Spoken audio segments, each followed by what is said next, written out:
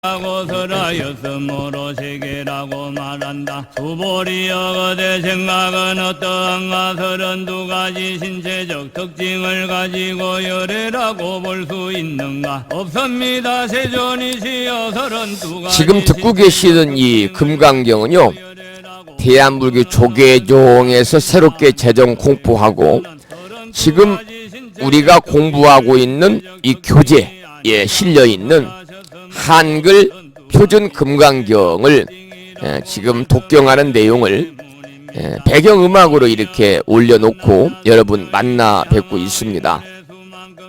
조금 빠르죠? 목탁도 일자 목탁으로요. 자, 그러면 이 금강경을 일단 끄겠습니다. 끄고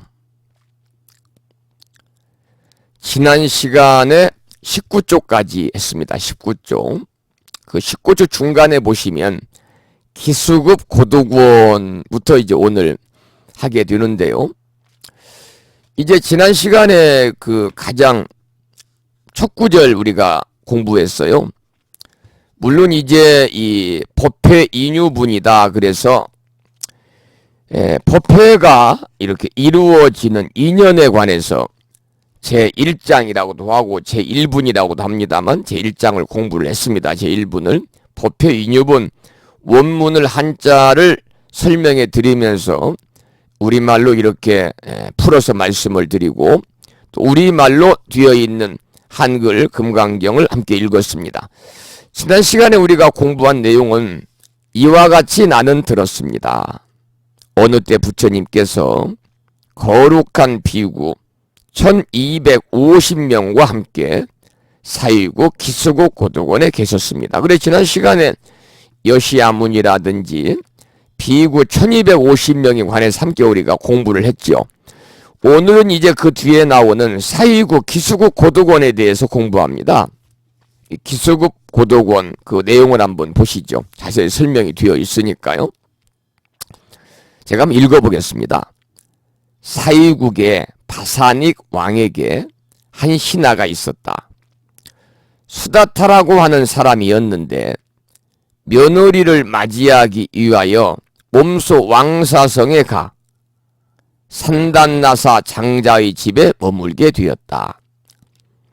그때 산단나사가 한밤중에 일어나 집안을 꾸미고 청소를 하며 음식을 마련하는 등 바쁘게 움직이고 있었다.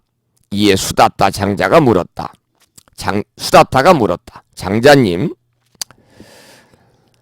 국왕을 청하여 혼인잔치라도 베풀려고 하시는 것입니까? 아닙니다. 유의 없는 법왕이신 부처님을 청하려고 합니다. 20쪽입니다. 수다타는 이 말을 듣고 깊은 감동을 받았다. 그리고는 부처님이 어떤 분이신가 하고 다시 물었다. 장자는 부처님의 공덕에 대하여 자세히 일러주었다. 이를 듣고 난 수다타가 감탄하여 말했다. 훌륭하십니다, 장자님. 참으로 부처님은 공덕이 높은 거룩한 분이시로군요. 부처님은 지금 어디에 계십니까? 지금 왕사성 가란타 중림정사에 계십니다. 그때 수다타가 일심으로 부처님을 뵙고 싶은 생각을 했더니 갑자기 하늘이 밝아지면서 광명이 비춰오기 시작했다. 그리하여 그는 광명이 비치는 곳으로 따라 나가 성문 아래에 이르니 부처님 실력으로 문이 저절로 열리고 길이 나타나기에 다시 따라 나갔다. 그때 마침 부처님이 밖에 나와 거닐고 계셨다. 수다타가 부처님을 뵙고 뛸 듯이 기뻐하며 처음에는 예법을 알지 못해 바로 질문을 하려 하자 수타천이 사람으로 변해서 세존의 초수에 와 예배하고 오른쪽으로 3번 돌고는 물러가 한쪽에 서는 것이었다. 수다타가 이를 본받아 다시 예를 드리니 부처님이 근기에 맞게 법을 설해 주셨다. 수다타는 부처님의 설법을 듣고 수다원과를 얻었다. 이 부처님의 설법을 듣고 수다타가 이 수다원과를 얻은 것은 부처님이 수다타의 근기에 맞는 설법을 하셨기 때문이죠. 부처님이 아주 어려운 법문을 했다든지 수다타가 도저히 이해할 수 없는 법문을 설법에 했다면 결코 수다타는 깨달음을 얻을 수가 없지요. 그래서 설법은 역시 근기에 맞는 설법. 근기라는 것은 듣는 사람들의 수준에 맞는 설법을 이야기하는 거죠. 그 뒤 수다타는 부처님을 사위성으로 초청하여 공양을 올리고 싶었다. 그래서 부처님께 간청을 하였다. 여기서 이제 조금 전에 읽은 내용 중에서 이 수다원과라는 말이 나오잖아요. 수다원과. 우리가 이제 특히 소승불교에서 절에서도 우리가 불공 드릴 때 사과 선인이란 말을 합니다. 그런데 소승불교에서 수행을 통해서 우리 열반의 경지라고 그러잖아요. 열반의 경지. 다른 말로는 니르바나의 경지 이렇게도 말합니다마는 소승불교의 수행을 통해서 니르바나의 경지, 즉 열반의 경지에 이르는 동안에 4가지의 성인의 경지가 있습니다. 그 중에 가장 첫 번째 경지가 수다원과입니다. 수다원과. 이 경지에 이르게 되면 7번 이상은 윤회를 하지 않게 됩니다. 7번 이상은 윤회를 하지 않게 되어서 7번 이상 윤회하지 않는 그 안의 깨달음에 도달할 수 있기 때문에 우리가 이제 한자로는요. 미리 예자 흐를 유자 흐름에 이미 들었다 그래서 예류라고 이렇게 얘기를 합니다. 예류. 그러면은 두 번째 경지는 뭐냐면 사다함입니다. 사다함. 사다함과에 이르면 두 번째 경지인데 최소한 한 번 이상은 윤회를 하지 않습니다. 그러니까 최소한 한 번 이상은 윤회를 하지 않게 되어가지고 그 안에 깨달음에 도달할 수 있기 때문에 한자로는 한일자 올레자를 씁니다. 한 번 이상은 오지 않는다. 어디에? 이 사바세계에 그 말이죠. 세 번째는 아나함입니다. 아나함. 세 번째 경지인데 이 세 번째 경지인 아나함과에 이르면 다시는 이 사바세계에 돌아오지 않습니다. 이 말씀은 다시는 윤회하지 않는다는 겁니다. 그리고 더 높은 차원의 세계에서 그대로 깨달음에 도달할 수 있기 때문에 한자로는 안이불자 돌아올 환자를 씁니다. 돌아오지 않는다. 어디에? 이 사바세계. 네 번째 경지가 이제 아라한과입니다. 아라한과. 아라한. 우리가 이제 절에 가면은 뭐 500난 기도도량도 있고 16나한도 있고 나한이라는 얘기를 합니다만 나한이 아란입니다. 그래서 이 소승불교에서 수행을 통해서 열반의 경지 니르바나의 경지에 이르는 마지막 경지인데 이 아란과를 성취를 하게 되면 몸과 마음이 해탈을 성취해가지고 해탈을 성취해서 몸과 마음의 모든 번뇌와 이 괴로움에서 벗어나고 다시는 생을 받지 않습니다. 그래서 한자로는 안이불자 날생 다시는 나지 않는다 그래 불생이다 그렇게 얘기하고 우리가 이제 부처님의 그 명호가 많이 있지 않습니까? 그 중에 부처님 명호 그러면 10대 명호 여러분들 다 암기들 아시죠? 암기는 못해도 들으면 아시죠? 열애운공, 정변지, 명예행조, 선서, 세간의 무상사, 조어장부, 천인사, 불세전. 우리가 이 강의를 통해 수없이 제가 말씀을 드렸습니다.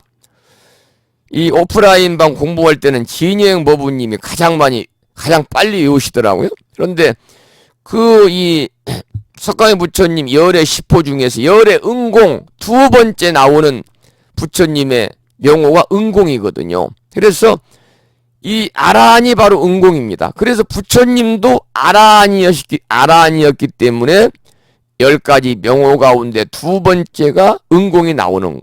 응공은 뭐냐? 응아릉자 공양공자. 그래서 공양을 올릴 만하다. 마땅히 공양을 올릴 만하고 공양을 받을 만하다. 그래서 응공입니다. 그런데 우리가 이 마땅히 공양을 올릴 만하고 마땅히 공양을 받을 만한 이분에게 공양을 올리면 복을 받는다. 그래서 복전이라고 그럽니다. 복전. 여러분 오늘 또 그 동지불공 기도 동참하셔가지고 이 절집에 부처님 앞에 이렇게 놓여있는 복전에다가 여러분 시주 오셨죠? 시주 보시금 전부 다 내고 오셨죠? 이 보시금 시주금 얘기하니까 한마디 제가 드리겠습니다. 불심사는 아예 보시금 봉투를 만들어서요 제가 인쇄를 제작했습니다. 불심사만이 있는 보시금 봉투입니다. 이 봉투는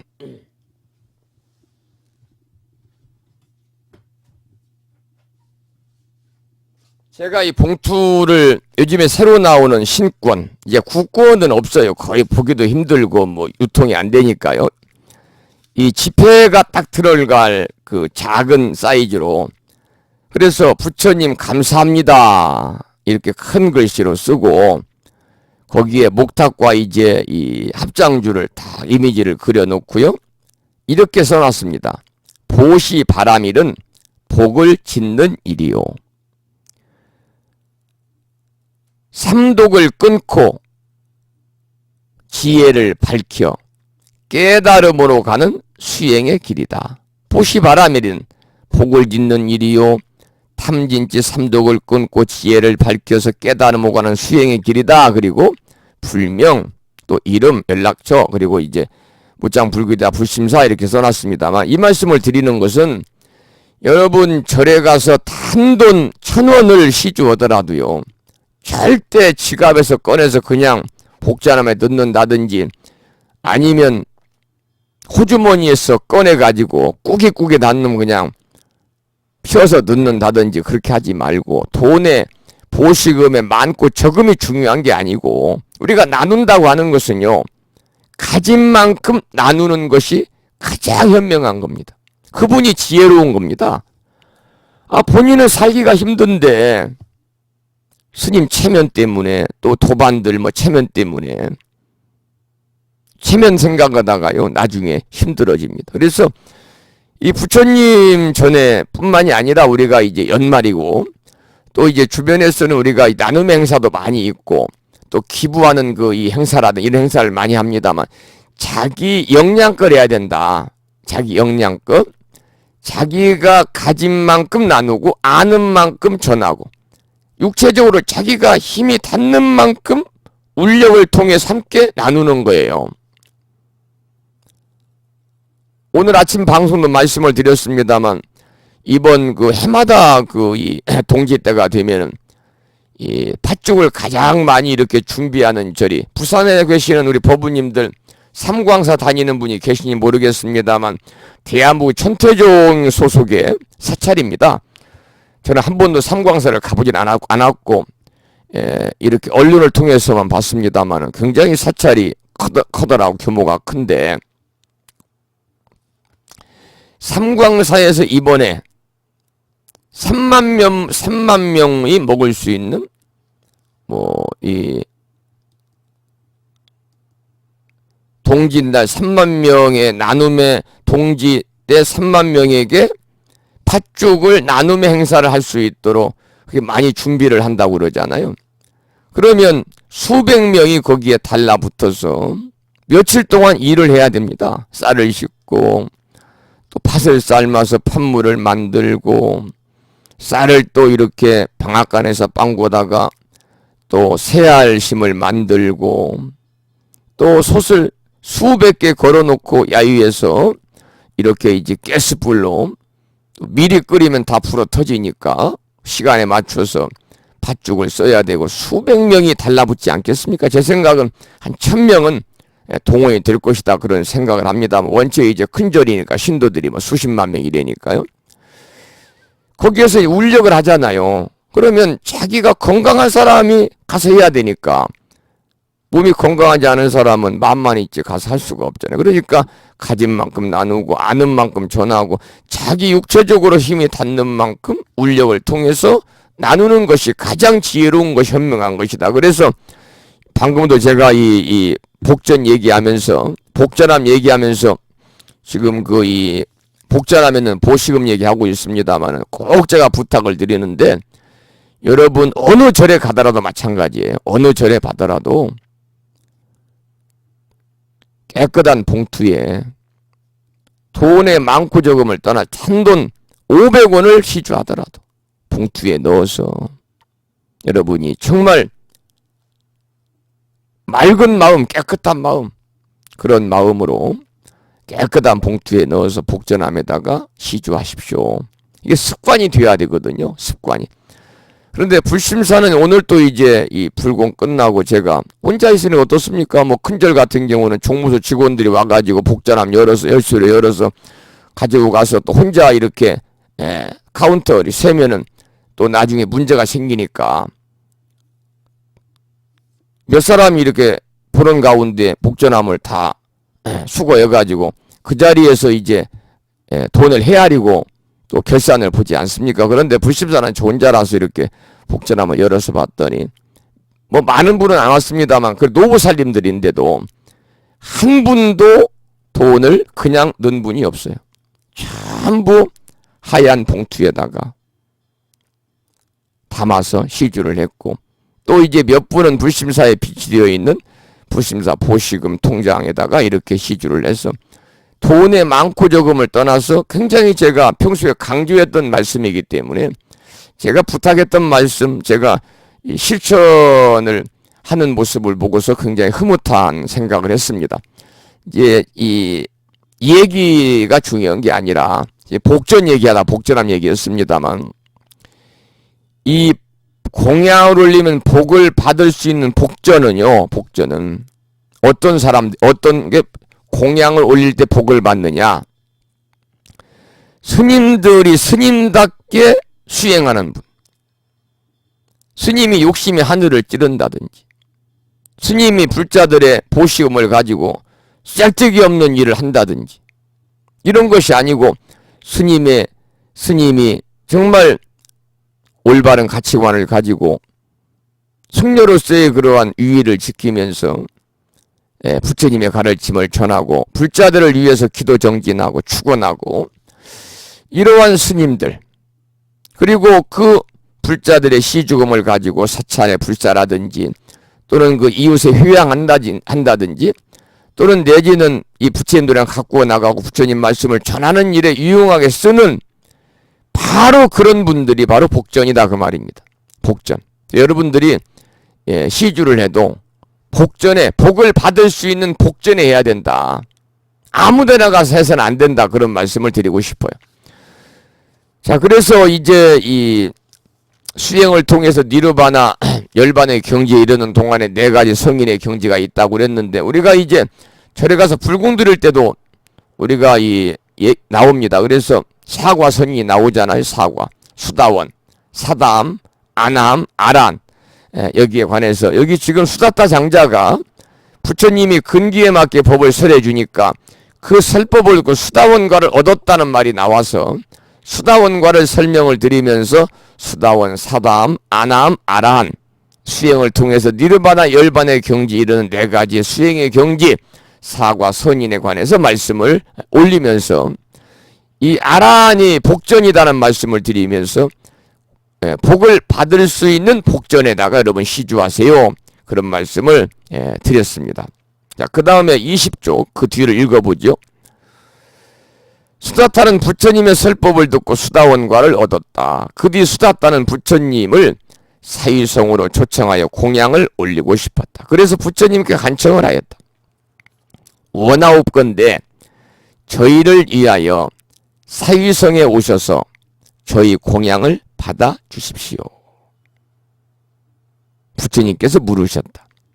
경의 사위국에 경의 사위국 그러면 이 수다타를 이렇게 한층 예우를 해서 부르는 말입니다.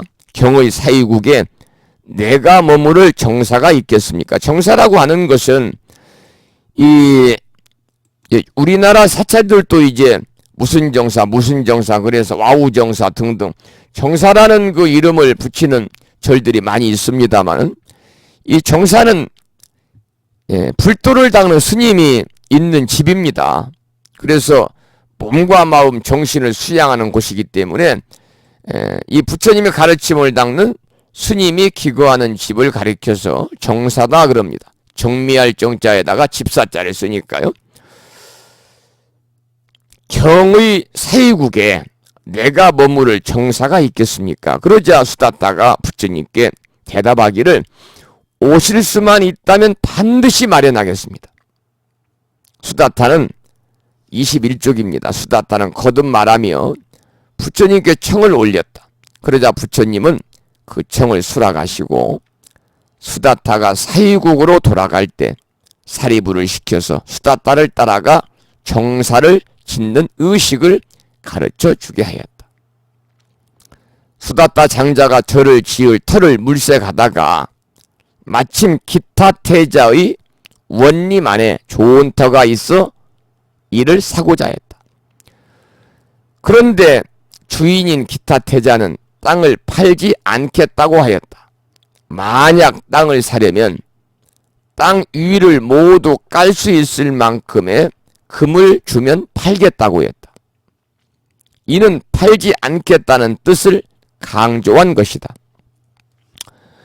그런데 수다타 장자가 수레에 금을 싣고 와서 실제로 그 땅에다가 금을 깔기 시작하자 그 의지에 놀라고 감동한 기타 태자가 땅을 파는 것과 동시에 동산의 숲을 함께 기증하게 되어 기수급 고독원이라는 이름이 붙게 되었다.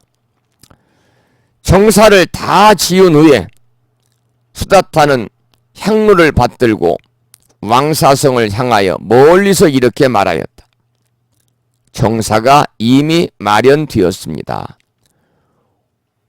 원하오니 부처님께서는 이 정사를 받아 주소서.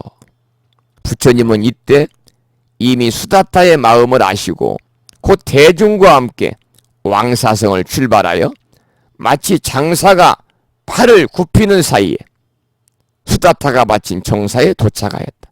이 장사가 팔을 굽히는 사이라는 것은 눈 깜짝할 사이입니다. 그 정도 신통력을 갖고 계시는 부처님이기 때문에요. 자, 여기서 이제 기수국 고독원이 나오는데 기수라는 것은 뭐냐면 기타 태자의 숲이다 그런 뜻입니다. 기수는 기타 태자의 숲이다. 그리고 급고독은 뭐냐면 수다타 장자가 위롭고 불우한 사람들에게 보시하기를 즐겨하여 붙여진 이름입니다. 그래서 수다타를 번역한 것이 바로 급고독원이다.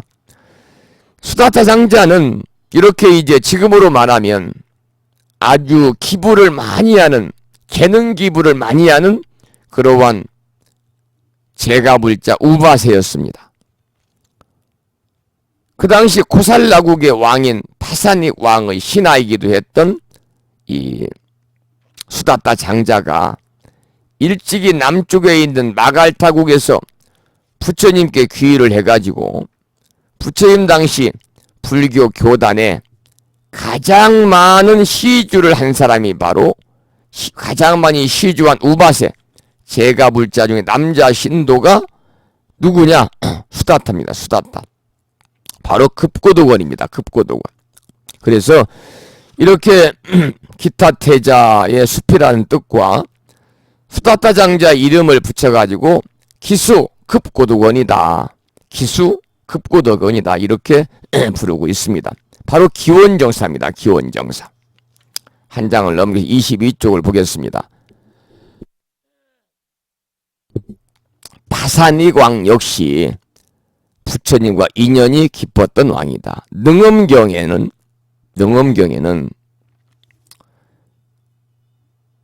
부처님과 파사닉 왕이 대화를 나누는 장면도 나온다. 아침 방송을 쭉 들은 분들은 우리가 12월 초까지 우리말 능엄경을 공부를 했습니다. 그래서 아마 이 기억이 나실지 모르겠습니다만은 능엄경에는 부처님과 파산익 왕이 대화를 나누는 장면도 나온다. 불생불멸하는 열애장 묘지녀성, 열애장 묘지녀성에 밑줄을 치시고, 불생불멸하는 열애장 묘지녀성, 열애장 묘지녀성이라는 것은 뭐냐면 불성의 자리입니다. 불성의 자리. 불성의 자리는요, 불생불멸합니다. 불생불멸하는 불성의 자리인 열애장 묘지녀성을 일깨워 주기 위해서 부처님이 왕에게 이렇게 물어요. 부처님이 파산이 왕에게 겐지스 강물을 언제 처음 보았느냐.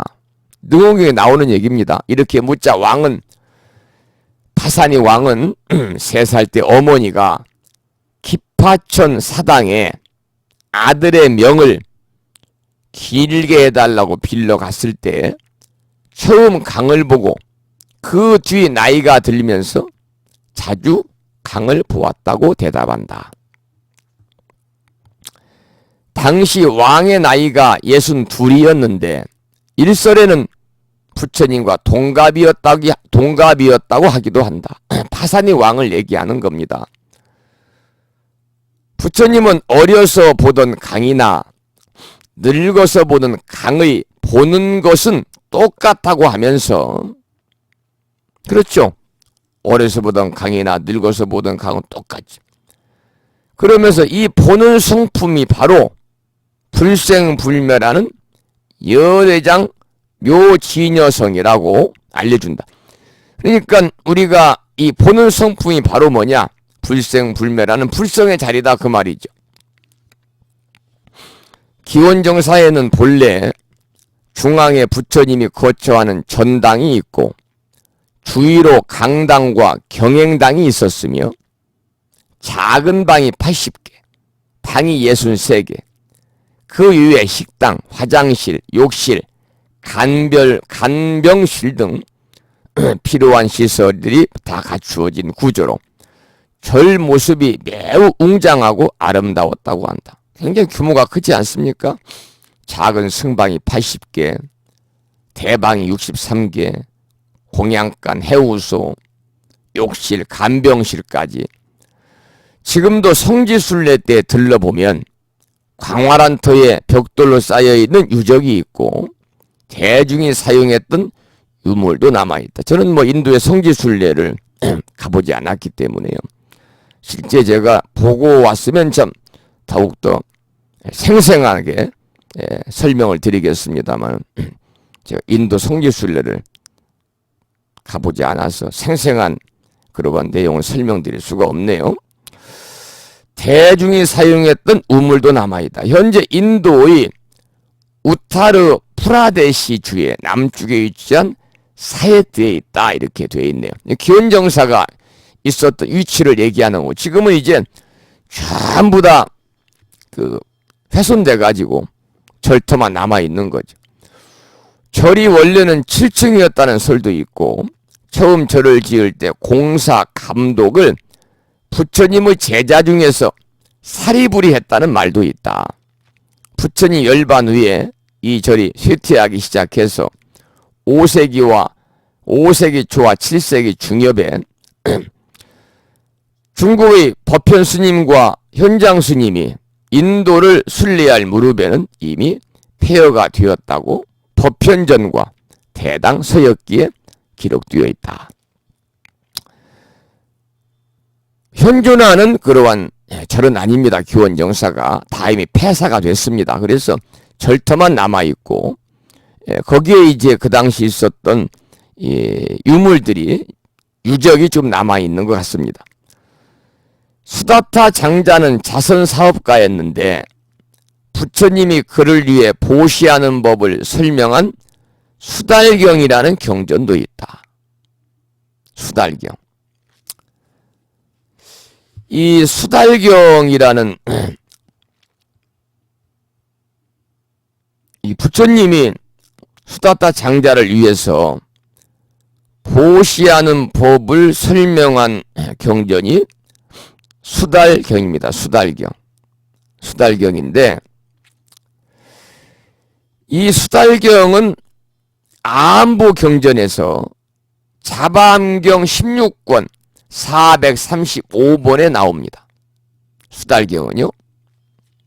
그 수달경의 내용을 짤막하니까 자바암경 제16권 435번에 나오는 수달경을 제가 잠시 그 내용을 여러분에게 읽어드릴 테니까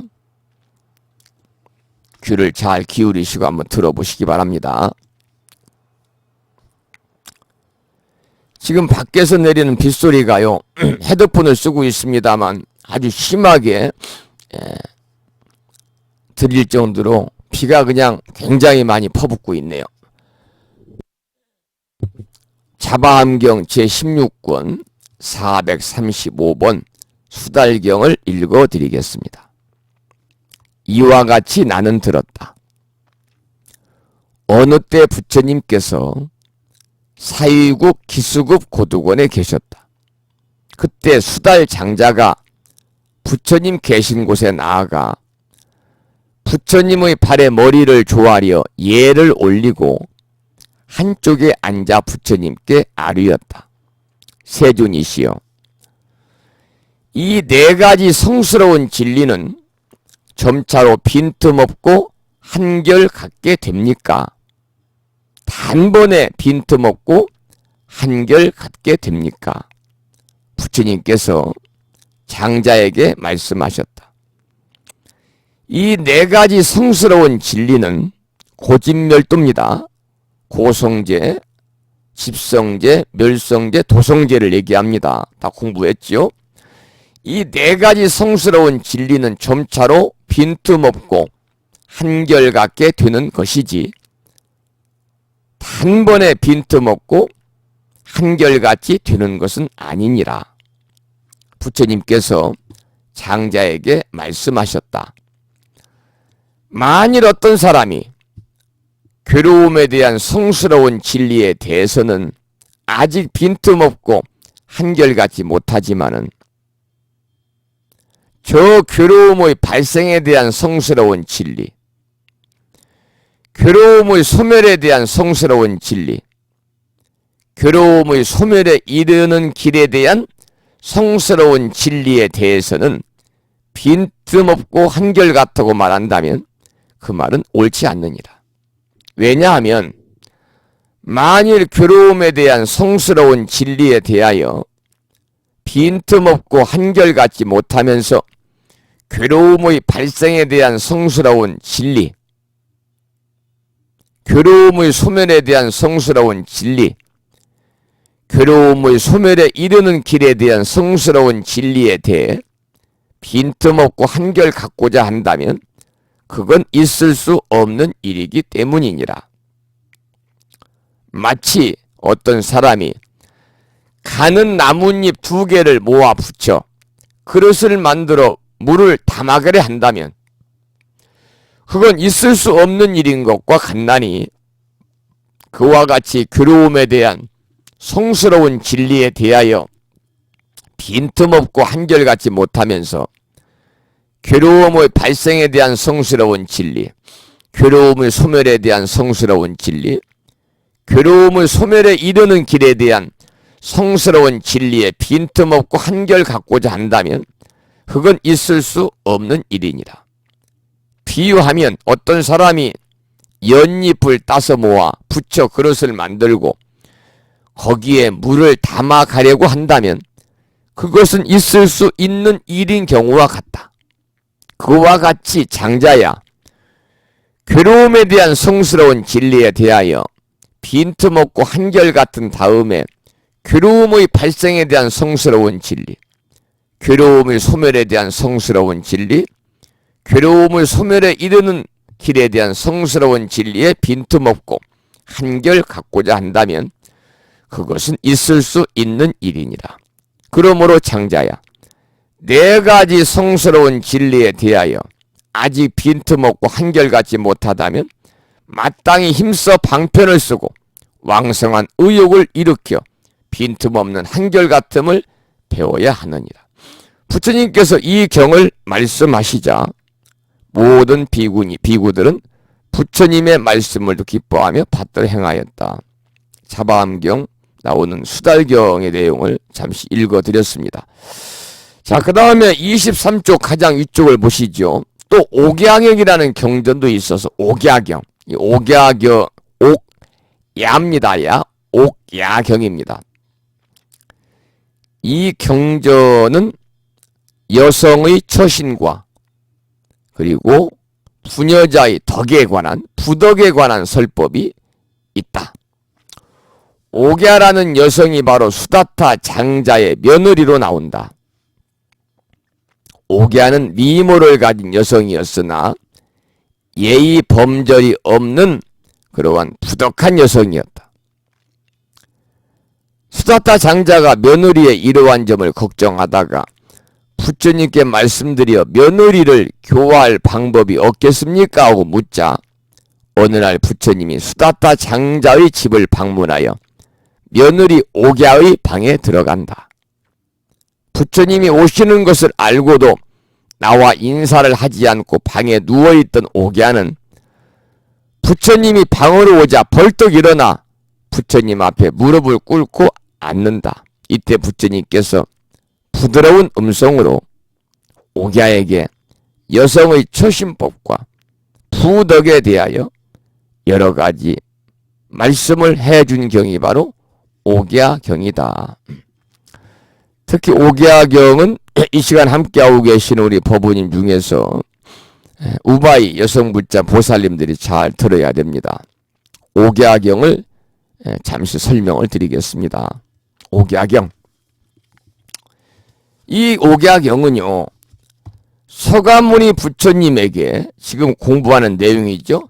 기수급 고두건이라고 하는 정사를 지어서 헌납했던 급고득 장자가 용문은 단정하지만 교만하여 시부모와 남편을 잘 섬기지 않은 옥야라는 며느리 때문에 골치를 앓던 중에 부처님의 도움을 얻어서 이러한 문제들을 해결한 이야기가 실려있는 경전이 바로 옥야경입니다.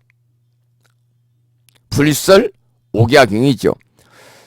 급고득장자 부부는 은혼 끝에 며느리 옥야를 교화하기 위해서 부처님을 집으로 초청합니다.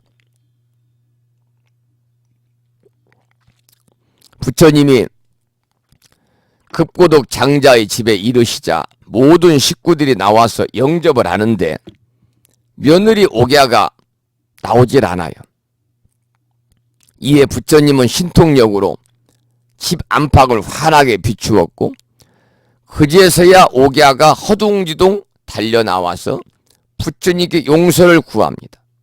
부처님은 옥야에게 얼굴이 예쁘고 또 좋은 옷을 입었다고 해서 정숙한 것이 아니라 간사하지 않고 한결같은 마음을 가져야 정숙한 것이라고 말을 하면서 다만 얼굴이 곱다고 해서 남편을 우습게 여기거나 교만해서는 안 된다고 말씀을 하시고 여자의 10가지 나쁜 점에 관해서 부처님이 말씀을 하십니다.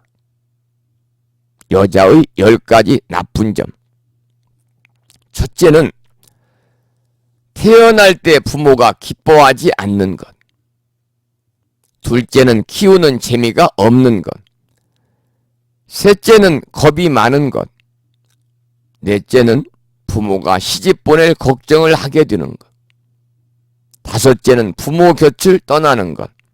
여섯째는 남편의 눈치를 보며 살아가는 것. 일곱 번째는 임신 출산의 고통을 받는 것. 여덟 번째는 어려서 부모의 단속을 받는 것. 아홉 번째는 시집간 후에는 남편에게 매여 사는 것. 그리고 마지막 10번째는 늙어서도 자식들의 얽매여 살아야 한다는 것이 부처님이 말씀하신 10가지 여자의 나쁜 점입니다. 그러면서 부처님은 오기야에게 시부모와 남편을 섬기는데 5가지 착한 일과 3가지의 악한 일이 있다고 설법을 하십니다. 오기야에게 부처님은 시부모와 남편을 섬기는데 5가지 착한 일과 3가지 악한 일이 있다, 이렇게 설법을 하시는데, 먼저 5가지 착한 일을 살펴보면, 첫째는 늦게 자고 일찍 일어나며 언제나 공손한 태도를 지니고 좋은 음식을 먼저 먹지 않는 것이다. 이게 시부모와 남편을 섬기는데 5가지 착한 일 중에 첫 번째입니다. 늦게 자고 일찍 일어나며 언제나 공손한 태도를 지니고 좋은 음식을 먼저 먹지 않는다. 2번째는 남편이 꾸짖는다 해도 화내거나 한탄하지 않습니다. 3번째는 남편을 한결같이 대하며 간사하거나 음란한 생각을 품지 않는 것을 말한다. 4번째는 남편이 장수하기를 바라고 집안을 잘 거두는 일이다. 5번째는 늘 남편을 좋다고 생각하며 나쁘게 생각하지 않는다.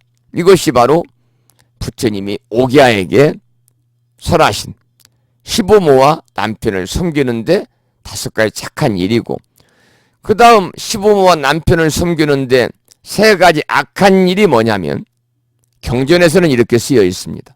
첫째는 시부모와 남편을 공경하지 않고 좋은 음식은 자기가 먼저 먹으며 남편이 꾸짖으면 눈을 부라리며 말대꾸하는 것이다. 2번째는 남편 위에 딴 남자를 마음에 두는 것을 말한다. 3번째는 남편이 빨리 죽어서 다시 시집가기를 바라는 것이다. 그리고 계속해서 부처님 오기야에게 세상에는 7종류의 아내가 있다고 설하십니다. 세상에는 7종류의 아내가 있다. 잘 들어보시죠. 첫째는 어머니 같은 아내로 어머니가 자식을 생각하듯 밤낮을 가리지 않고 마음을 쓰는 아내다. 첫째는 어머니와 같은 아내입니다. 둘째는 누이와 같은 아내입니다. 둘째는 누이 같은 아내로 남편을 오라비를 받들듯 섬기는 아내다.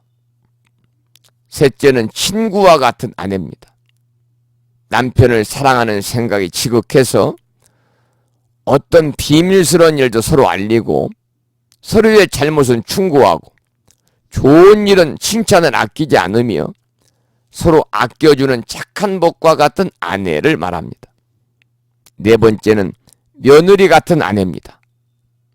좋은 일은 다른 사람에게 돌리고 굳은 일은 자기가 맡으며 공경과 정성을 다해서 시부모를 받들듯이 남편을 섬기는 아내가 4번째 며느리 같은 아내입니다. 5번째는 종과 같은 아내입니다. 종. 항상 남편을 어려워하고 조심하며 교만하지 않고 일을 부지런히 하며 꾀를 피우지 않고 부드럽게 말하며 방종한 행동을 하지 않는 아내가 종과 같은 아내입니다. 6번째는 원수 같은 아내입니다. 원수 같은 아내는 언제나 화내는 마음으로 남편을 대하며 걸핏하면 싸우고 헤어질 생각을 하며 집안 살림과 자식들을 전혀 돌보지 않는 아내를 가리킵니다. 마지막으로 부처님 오기야에게 말씀하신 7종류의 아내 중에서 마지막 7번째는 도둑과 같은 아내입니다. 도둑과 같은 아내. 정부와 공모하여 남편을 죽이고 그리고 재산을 빼돌리려고 하는 그런 아내입니다. 부처님의 설법을 들은 오기야는 눈물을 흘리면서 그동안에 자신의 행동을 모두 드러내 참여했다고 하는 그 내용으로 끝나는, 이것이 바로 뭐냐면 오기야경입니다. 오기야경. 자, 그러면 오기야경까지 봤습니다. 23조 중간에 보면 이제 금강경 원문으로 들어갑니다. 그때 세존께서는 공양대가 되어 가사를 입고 바루를 들고 걸식하고자 사위대성에 들어가셨습니다. 이제 공양대가 됐다는 것은 식사 시간이 됐다 그 말입니다. 근데 여기서 지금 가사를 입고 그랬는데 보통 이제 이 승가사위에서도 그렇습니다만 개인적으로 저는 불자님들에게도 우리 스님이 가사를 입으셨다 이런 표현보다는 가사를 수하셨다. 이게 드리울 숫자거든요. 가사는 드리우잖아요. 그래서 조금 이제 품격 있게 우리가 말씀을 드리면 가사는 수한다. 이렇게 해야 좋습니다. 불교의 사찰에서는 식사를 하는 것을 공양이라고 한다. 공양이란 말이 이제 여러 가지 의미가 있습니다만 공양물이란 말도 있고 또 공양 하면 이제 식사라는 의미를 갖는 경우도 있습니다만 여기서 말하는 공양은 이제 식사를 얘기하는 거죠. 우리가 이제 절집에서는 공양 그러면 불보살님 앞에 각종 공양물을 갖다 바치는 것. 공양물은 그것이 꽃도 되고 향도 되고 초도 되고 과일, 뭐 재물 모든 게 다 들어가잖아요. 불보살님 앞에 공양물이나 갖은 물건들을 바치는 것을 공양이라고 그러고 부처님 앞에 이때 이제 공양 그럴 때 우리가 공자는 이바지할 공자를 씁니다. 이바지하다. 그리고 양자는 기르다 그래서 기를 양자를 쓰는데 부처님 불보살님 앞에 각종 공양물 향이나 초나 꽃이나 뭐 쌀이나 과일이나 뭐 등등 재물들을 바치는 것이 공양이고 또 스님들이 하루 3끼 음식을 먹는 것도 공양이라고 그럽니다. 공양. 또 음식이나 의복 등을 이바지하면서 윗 어른을 모시는 것도 공양이라고 그러는데 여기서 말하는 공양은 스님들이 하루 3끼 음식을 먹는 걸 얘기하는데 부처님 당시에는요. 지금 하루 3끼를 공양을 하지만 부처님 당시 일종식을 했기 때문에 하루에 한 끼만. 그것도 탁발에 의해서 빌어서 이렇게 공양을 했죠. 원래 공양은 공물을 바치는 것을 뜻하는 말이었으나 시주의 은혜를 상기하여 잊지 않게 한다는 뜻에서 우리가 절에서 먹는 공양물도 음식도 다 제가 물자들의 시주의 은혜로 우리가 스님들이 식사를 공양을 하잖아요. 그러니까 원래는 공물을 바치는 것을 뜻하는 말이 공양이었지만은 시주의 은혜를 상기하여 잊지 않게 한다. 이런 뜻에서 음식을 먹는 것도 공양이라고 하게 된 것이지요. 또한 이제 의식주를 초월해서 사는 투타행의 밑줄 한번 치시고 투타행을 실천하는 것이 수행자의 본분이기 때문에 의식주, 입고 먹고 머무는 곳을 초월하는 의식주가 가장 우리의 삶에서 중요한 거잖아요. 이것을 초월해서 사는 투타행을 실천하는 것이 수행자의 본분이기 때문에 부처님 당시에는 밥을 빌어먹는 풍습, 탁발에서 이것을 이제 걸식이다. 빌걸자, 빌걸자, 밥식자, 밥을 빌어먹는다. 빌어먹는다. 이 빌어먹는다는 말이 좋은 말은 아니잖아. 옛날에 저는 전라도 출신입니다만은 그 시골에 보면은요, 친구 어머니들이 저희 어머님은 성당을 열심히 다니셔서 자비심이 이 성모 마리아처럼 자비심이 많으셔가지고 저는 한 번도 어렸을 때부터 어머님 돌아가시기까지 어머님한테 육두문자 욕을 얻어 들어본 일이 없습니다. 그런데 옛날에 우리 시대에 우리 어렸을 때 초등학교 중학교 다닐 때만 해도 시골에 부모님들이 무지한 분들이 많았어요. 못 배운 분들이 많고 그래서 또 종교활동도 많고 그냥 나오는 대로 자식들에게도 그냥 육두문자를 써가지고 야 이 연병을 놈아 이놈아 연병이거든요. 그거 걸리면 열병이니까 죽어요. 그러니까 자식 죽으라는 말이잖아요. 또 자식한테 화나면 이 빌어먹을 놈아 뭐 이런 욕을 했나 그 욕이거든요 사실은. 그런데 이게 스님들이 이제 빌어먹는 것이 걸식이니까 좋은 건 아니고 탁발이잖아요. 근데 스님들이야 이제 수행의 일환으로 걸식과 탁발을 하는 거니까요. 자, 그러면 이 두타행이라고 하는 것은 뭐냐면 두타행 참 중요한 겁니다. 그런데 지금 현대의 그 수행자들의 생활과는 좀 떨어져 맞지 않습니다만 이 불교의 승려가 스님들이 닦는 수행법 중에 하나입니다. 아주 청빈한 삶을 사는 겁니다. 이 두타라고 하는 것은 버린다, 떨어버린다, 씻는다, 닦는다 뭐 이런 뜻을 의미하고 있다는데요. 출가한 수행자가 세속의 모든 욕심이라든지 세속의 스님들도 이 습 때문에 문제거든요. 습 때문에. 습기. 스님들이 출가 전에 사유에서 이렇게 살았을 때 습이 그대로 남아있는 분들은, 그러니까 출가를 하게 되면 우리가 출가 직전에 몸에 배어있던 습은 다 내려놓고 버려야 되거든요.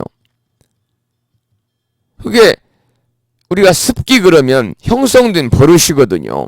그래서 스님들도 이 습을 버리지 못하는 사람들, 소위 속성이라고 그러거든요. 속성을 버리지 못한 사람들은 안 해야 할 짓들을 많이 하잖아요. 안 해야 할 것들을 취하고 먹고 피우고 마시고 뭐 이러는 거예요.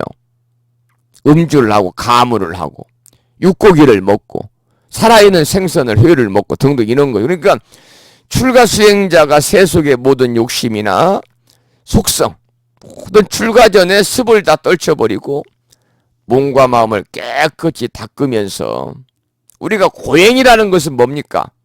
수행이라는 것은 뭡니까? 참기 어려운 것을 참는 것이 바로 고행이고, 고행을 능히 참는 것이 바로 뭐냐면 우리가 이 인욕바라밀인데 그것이 바로 두타입니다. 그래서 수행자가, 출가 수행자가 세속의 모든 욕심이나 무력이지요. 무력이나 스님들도 무력이 있으면은 제가불자들의 보시금 가지고 뭐 시내다가 아파트도 사고 뭐 그런 별짓 다 하잖아요. 그래서 수행자가 세속의 모든 욕심이나 속성을 다 떨쳐버리고 몸과 마음을 깨끗이 닦으면서 참기 어려운 고행을 능히 참고 행하는 것을 뭐라고 그러느냐? 두타라고 해요. 두타.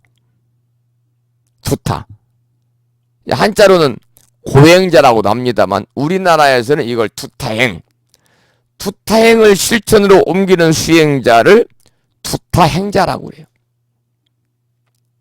두타행에는 뭐 12두타, 13두타, 16두타, 25두타가 있는데 우리나라에서는 12두타 행법을 많이 채택하고 있습니다.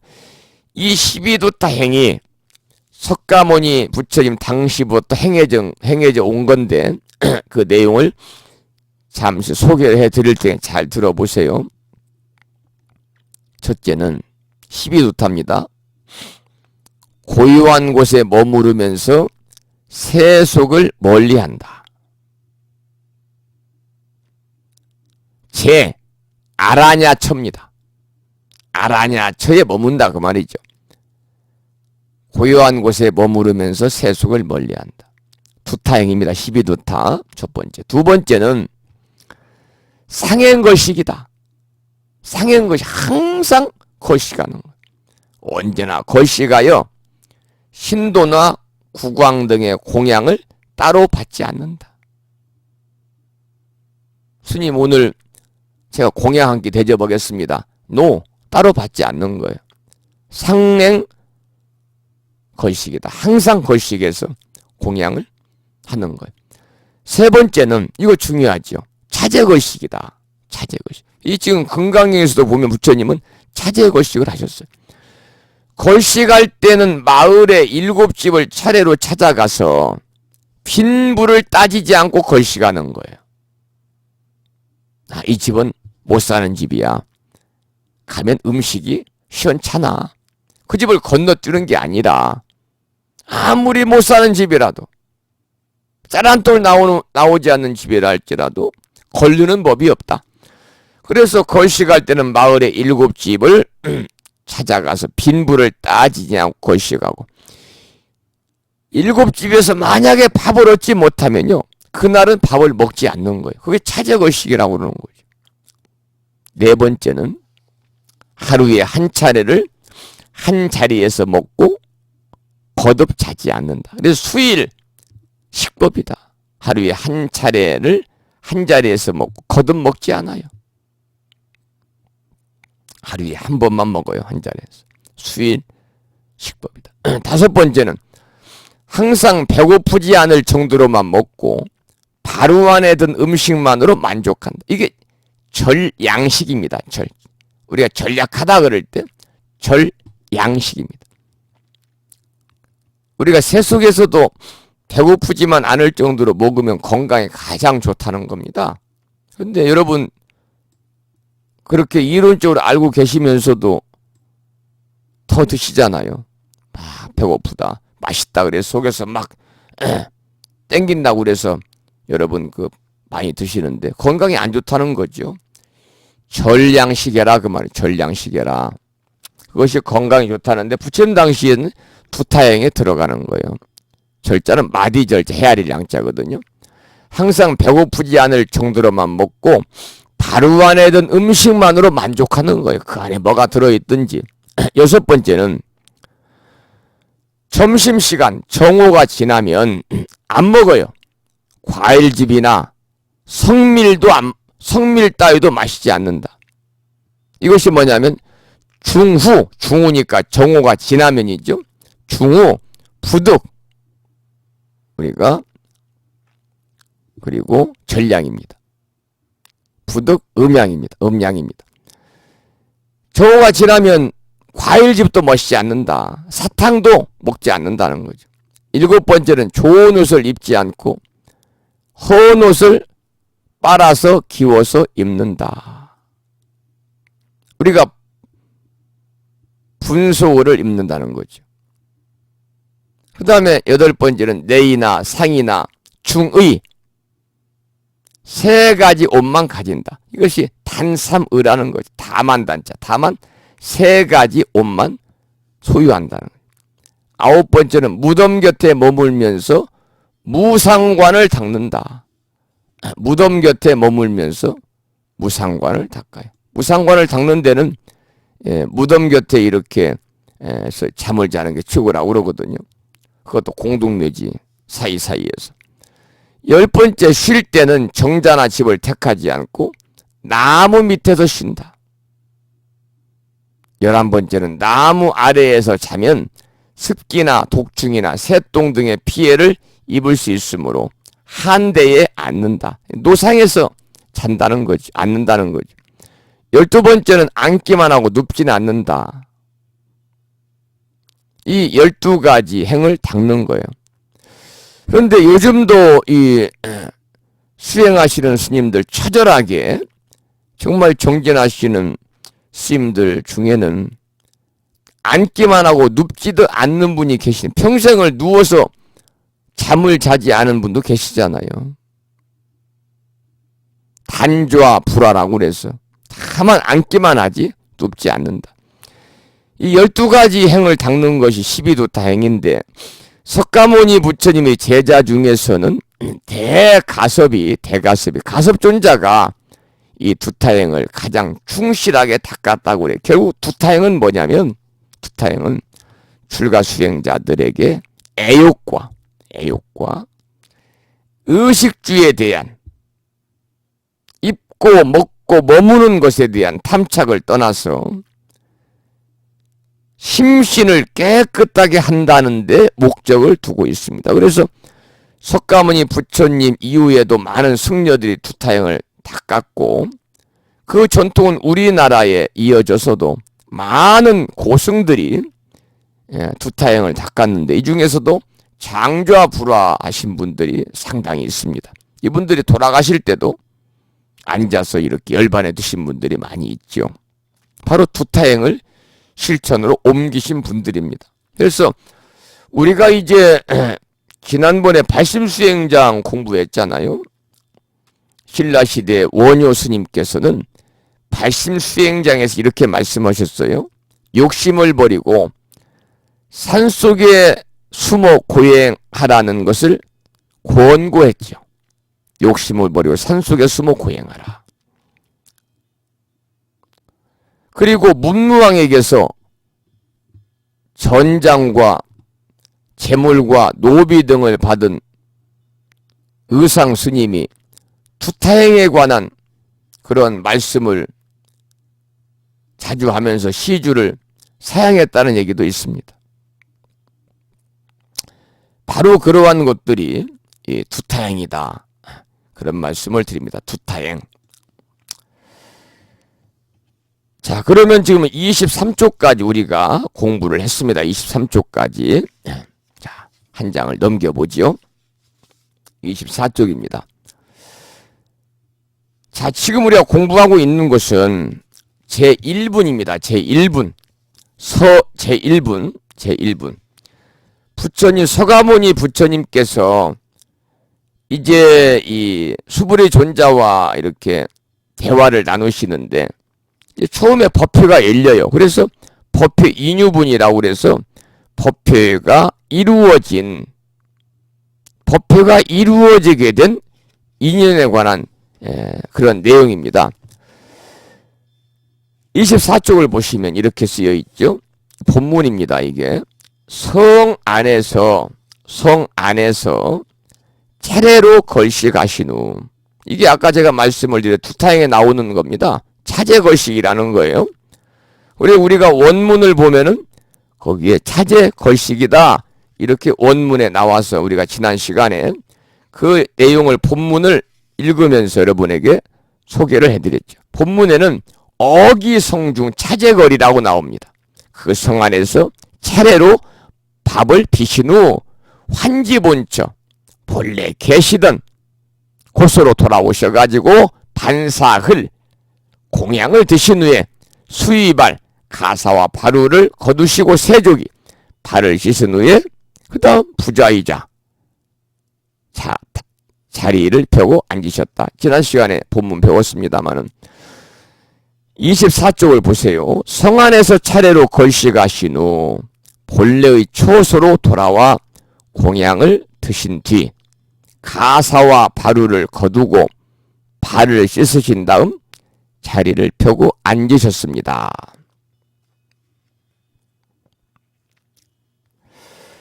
자, 거기 읽어보죠. 부처님은 여느 때처럼 1250명의 제자들과 기원정사에 계시다가 사유성 시내에 들어가 탁발을 하셨다. 이 사유성 시내가 규모가 굉장히 크다고 하는 것을 우리가 미루어 짐작할 수 있는 것은 부처님이 항상 1250명의 제자들과 함께 탁발을 하셨으니까 사유성 시내가 얼마나 규모가 크다고 하는 것은 우리가 그 당시 규모의 그러한 감이 크다는 것을 미루어 짐작할 수 있겠습니다. 밥을 얻어 다시 정사로 온 기원정사지요. 다시 정사로 돌아온 부처님은 평소처럼 공양을 드시고 바루를 거둔 후 발을 씻고 자리를 펴고 앉으셨다. 바로 이 장면이 뭐냐? 금강경 무대의 서막입니다. 금강경 법회가 이루어진 인연이 바로 여기서부터 시작이 되는 거죠. 아주 부처님이 평범한 일상이잖아요. 성안에서 차례로 걸식하시는 날마다 걸식하시니까 본래의 처소로 돌아와 공양을 드신 뒤 가사와 바루를 거두시고 발을 씻으신 다음에 자리를 펴고 앉으셨다. 굉장히 부처님의 평범한 일상생활의 한 부분이 묘사된 이 이야기에서 금강경 법문이 설해질 동기가 마련이 되고 있는 겁니다. 금강경이 설해질 동기가 여기서 이제 마련이 되고 있는 건데, 부처님은 왜 하필이면은 이렇게 좀 처음 이 금강경을 시작하면서 좀 폼나는 멋진 이 문구를 가지고 시작을 하지 않고, 하필이면 이제 여기서 탁발이 나오고 그러잖아요. 이 처음에 탁발이 나오는 등장하는 이유는 뭐냐면은, 부처님은 중생들이 고통스럽게 살아간 것은 복덕과 지혜가 부족하기 때문이다. 중생들이 고통스럽게 살아가는 것은 복덕과 지혜가 부족하기 때문이다. 그래서 기회가 닿는 대로 중생들에게 복을 지켜야 하고, 기회가 닿는 대로 중생들의 지혜를 깨우치도록 법문을 해주신 것이죠. 탁발은 두 가지 일을 효과적으로 할 수 있는 가장 좋은 방법이라고 그래요. 하나는 뭐냐? 중생들은 탁발온 스님들에게 공양을 올리면서 어때요? 복을 짓고요. 스님들은 중생들이 처한 어려움에 대한 상담도 탁발하면서 즉석에서 가능했겠지요. 그래서 이제 이 탁발은 두 가지의 그러한 의미가 있다, 그런 말씀을 드립니다. 탁발은 이 중생들의 고통과 괴로움을 가장 잘 알 수 있고, 중생들의 문제를 해결할 수 있는 그러한 직접적인 불교의 존재 방식이었습니다만, 현대 사회에서는 이 탁발이 이제 불자들에게도 폐를 끼치는 거고, 특히 불자인 사람들에게는 이제 불교의 품격을 떨어뜨린다. 그래서 지금은 웬만한 종단에서는 종원종법에 탁발을 하지 못하도록 이렇게 세분화돼서 규정이 되어 있습니다. 자, 24쪽을 보겠습니다. 부처님의 평범한 일상생활이죠. 성안에서 차례로 걸식하신 후 본래의 처소로 돌아오셔서 공양을 드신 뒤에 가사와 바루를 거두고 발을 씻으신 다음에 자리를 펴고 앉으셨습니다. 금강경의 부처님의 평범한 일상생활의 한 부분이 묘사된 이야기에서 금강경 법문이 설해질 동기가 마련되고 있다. 마치 어떤 비밀이 숨어 있는 것처럼 이 평범한 일상사의 배후에 반야바라밀법이 숨어 있는 것이다. 도가 있는 곳이 어디인가? 도라는 것은 진리거든요. 부처님의 참다운 말씀, 진리. 도가 있는 곳이 어디인가? 그곳은 우리가 사는 일상생활 속입니다. 도가 멀리 있는 게 아닙니다. 평상 심시도라고 그러잖아요. 도라고 하는 것은 우리가 살고 있는 이 일상생활 속에 있다. 다시 말해서 진리라는 것은 보편적이고 가장 가까운 우리 일상 속에 있다, 그 말입니다. 그래서 이렇게 금강경 첫 부분이 부처님 평범한 일상생활로 묘사가 되고 있다, 이 말이죠. 가상돌이라는 말이 있습니다. 가상돌이, 집가자 항상 상자. 사람 사는 평범한 일상생활이 진리로 통하는 도의 세계다, 그런 뜻입니다. 가상돌이는. 사실 깨달음의 계기는 인간이 생활하는 어디에서도 발견되는 것이고, 또 발견해서 찾고 보면 모든 게 깨달음 자체의 모습이다. 차례로 걸시겠다는 말은 칠가식이다. 그래서 칠가식이다.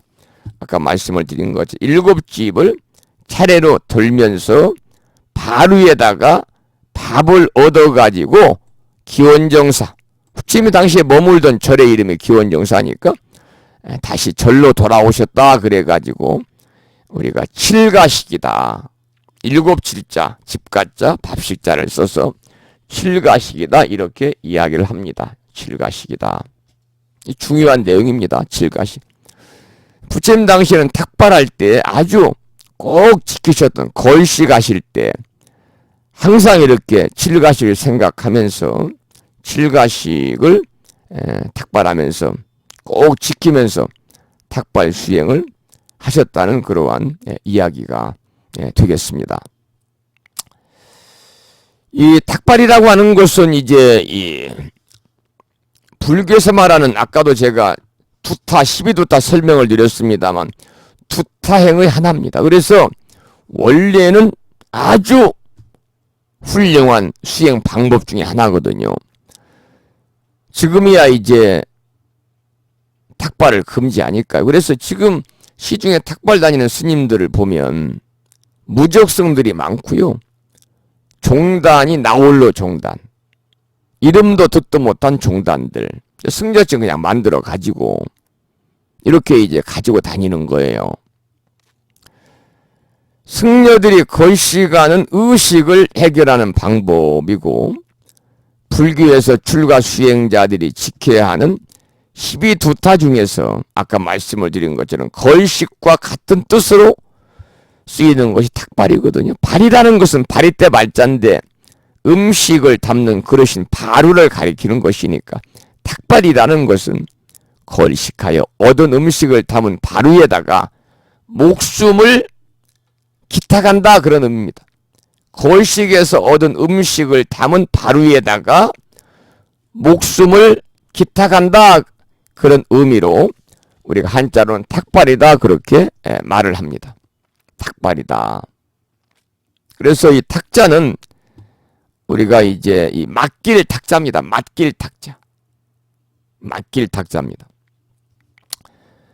그래서 걸식에서 얻은 음식을 담은 바루에다 목숨을 맡긴다, 기탁한다, 그런 의미를 가져 탁발이라고 그러는데, 이렇게 이제 이 수행자에게 탁발을 생활 수단으로 할 것을 규정한 것은 부처님 당시에 그들이 상업활동은 물론이거니와 수행자는 어떤 생산활동에도 부처님 당시에는 종사할 수 없다는 현실적인 필요에서였습니다.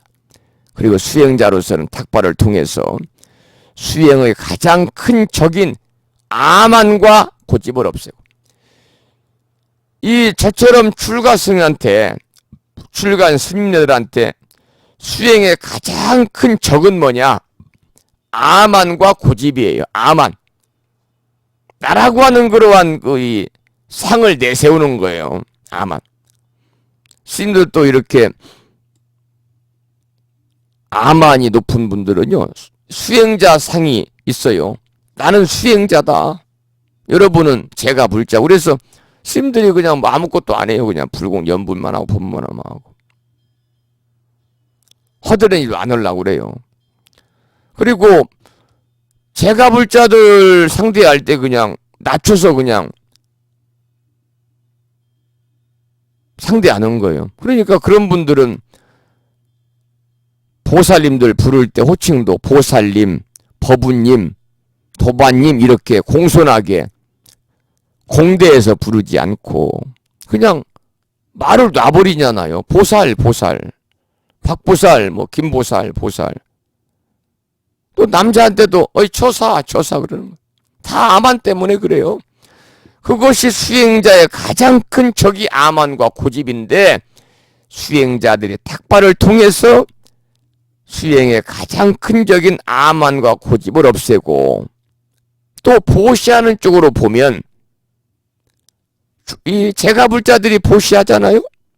탁발 오신 스님한테. 그러면 보시하는 쪽에서 보면 선업을 쌓은 공덕이 되는 거죠.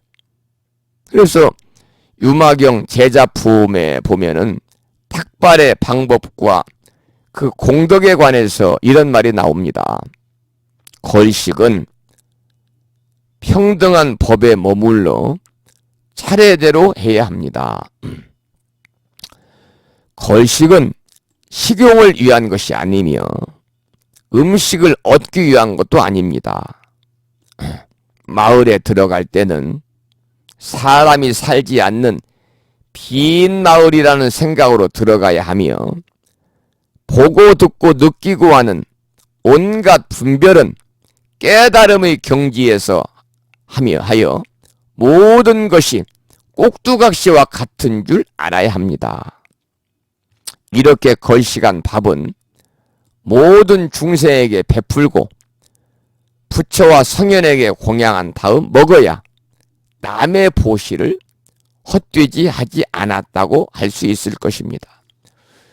이와 같이 먹을 수 있는 사람은 번뇌를 버리지 않고서도 해탈에 들고 집착을 끊지 않고서도 깨달음에 다다를 수 있습니다. 이렇게 되어 있습니다. 유마경 제자품에 탁발의 방법과 공덕에 관해서. 그래서 거기에 따라서 아까 말씀드린 12두타행에서는 상행걸식이다. 상행걸식 차제거리 수일식법이다. 즉 상행걸식, 항상 걸식에서 먹을 것을 해결할 것과 차제걸식, 걸식할 때에는 가난한 집과 부잣집을 가리지 않고 차례대로 할 것이고, 수일식법, 수일, 받을 숫자, 한일자, 밥식자, 법법자, 수일식법, 하루에 한 끼만 먹을 것 등을 규정한 것이죠.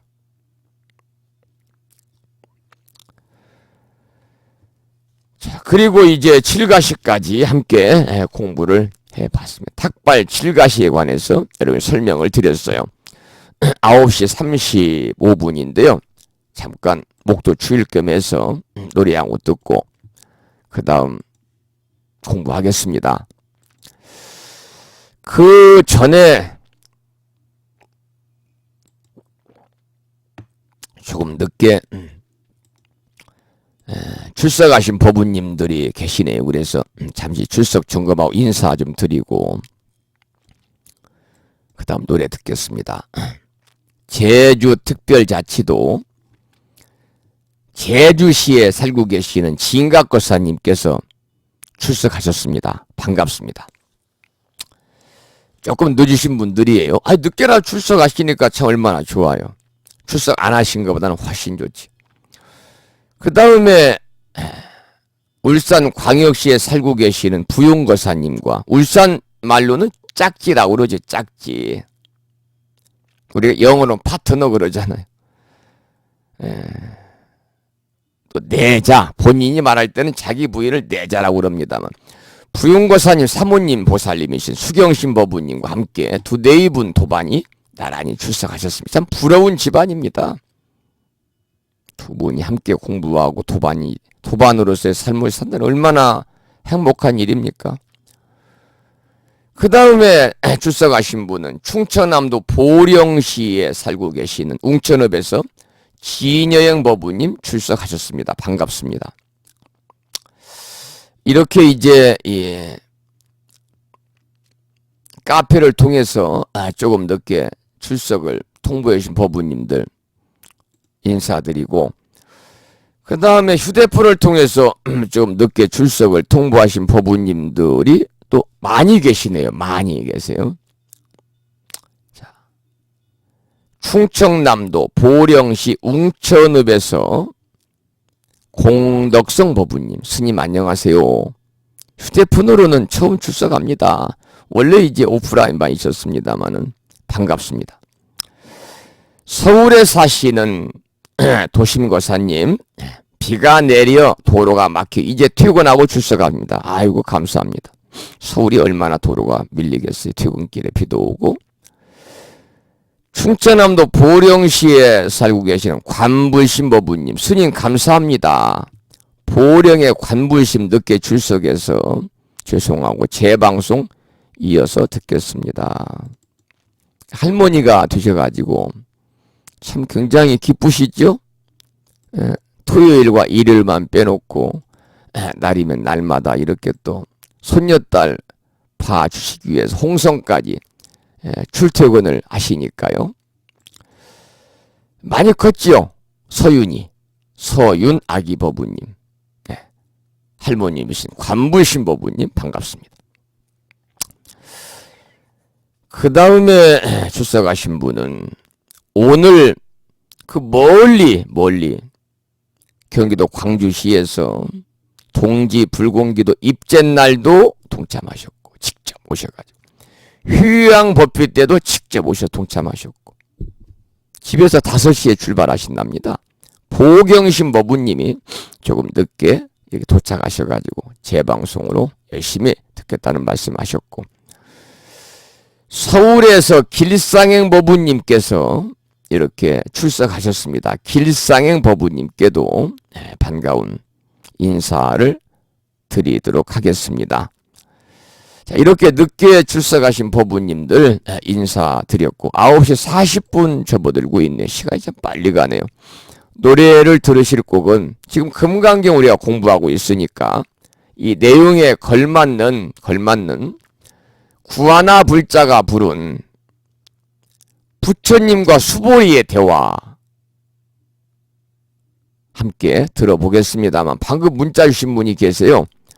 오늘 처음 강의를 들으시는 분인데 며칠 전에 불심사를 다녀가지고 제가 불교대학 공부를 하고 싶다고 그래서 교재를 드리고 꼭 함께 합시다 그랬는데, 이 법부님은 우리가 이제 그 성춘향과 이도령의 고장 춘향골에 살고 계신 춘향골이 전라북도 남원시잖아요.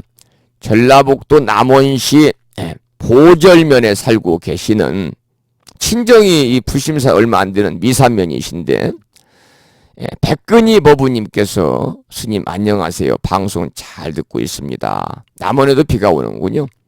비 오는데 감기 조심하라는 말씀을 주셨습니다. 그리고 부산 광역시에 살고 계시는 수정화 법부님께서도 오늘 모임이 있어서, 연말이니까 또 얼마나 모임이 많겠습니까? 늦게 출석했다는 말씀을 주셨는데, 모임 갔다 와서 또 출석하신 부산의 수정화 법부님 감사드리고, 충남 보령시 웅천읍의 수정화 법부님도 또 출석하셨고 아까 인사를 드렸습니다만 모두 반갑습니다. 노래 듣겠습니다. 구하나 불자가 부르는 참불가, 부처님과 수보리와의 대화입니다.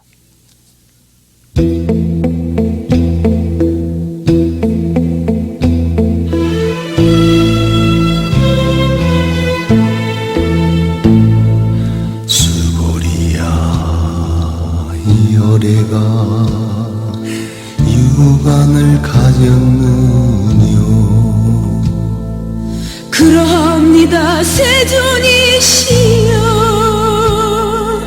유관을 가지셨나이다. 수리야 이 열에는 천안을 가졌느뇨.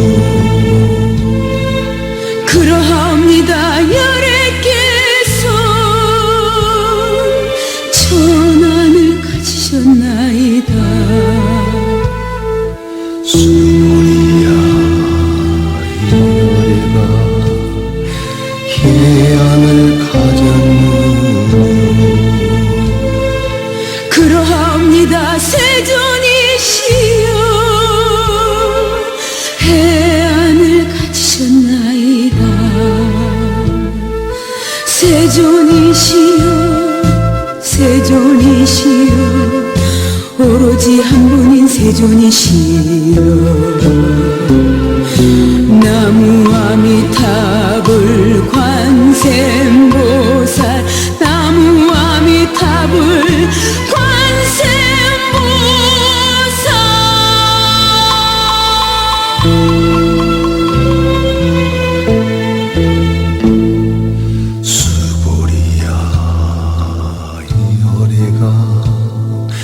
법안을 가졌느뇨. 그러합니다. 세존이시여 법안을 가지셨나이다. 수리야 이 열에는 불안을 가졌느뇨. 그러합니다. 불안을 가지셨나이다. 수리야 이 열애가 공을 초월했느뇨. 그러합니다. 세존이시여 공을 초월했나이다. 세존이시여 세존이시여 오로지 한 분인 세존이시여 나무아미타불 관세음보살 나무아미타불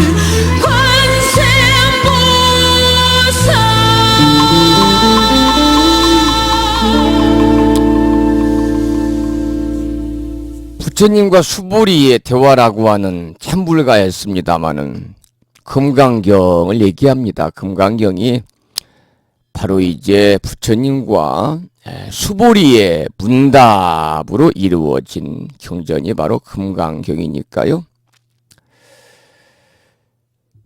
부처님과 수보리의 아름다운 대화다 이렇게도 얘기하거든요. 금강경을 가리켜서. 그래서 금강경에는요. 해공제일 수보리가 아주 수없이 수보리란 이름이 등장을 합니다. 금강경에. 그래서 금강경은 부처님과 수보리의 대화로 시작되는 대승불교의 핵심 사상인 공사상, 즉 반야사상을 문답 형식으로 엮어놓은 경전입니다. 그것이 바로 금강경인데 우리가 지금 이제 금강경을 이제 막 이틀째, 두 번째 우리가 공부를 하고 있습니다. 자, 그러면 이제 우리가 이 1장을 봤습니다. 1장을 봤는데, 뭐, 그렇게 빨리 진도를 나갈 필요는 없으니까, 한 장 한 장 가장 경전이 앞에가 중요해요. 앞에가 중요하니까. 앞에가 기본이 돼야 그 뒤에를 우리가 좀 쉽게 이해할 수가 있으니까. 지난번에 설명을 드려서 여러분들께서 한 번 듣고 그냥 쫙 이해가 되신 분도 계시겠지만 그렇지 않은 분도 계실 것 같아요. 그래서 오늘 이제 1장을 쭉 공부했지 않습니까? 구체적으로. 그래서 제일 처음에 법회 인유분 우리가 지난 시간에 원문으로 되어 있던 곳과 그 뒤에 이제 해설분 쓰여 있는 거 제1장 법회 인연 법회 인유분 법회가 이루어지는 인연 다시 이제 한번 복습하고 그 다음 공부하겠습니다.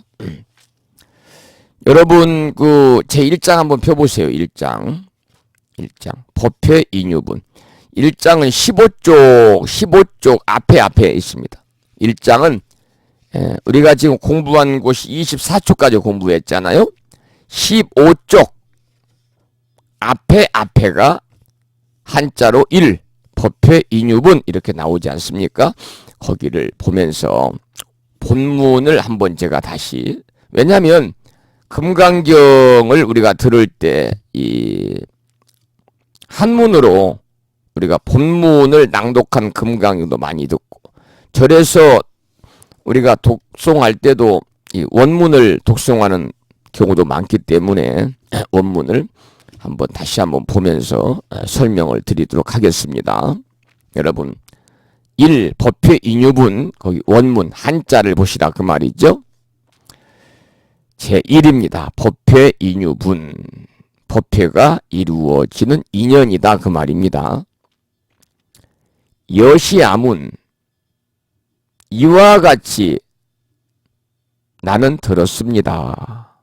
여시아문 이와 같이 나는 들었습니다.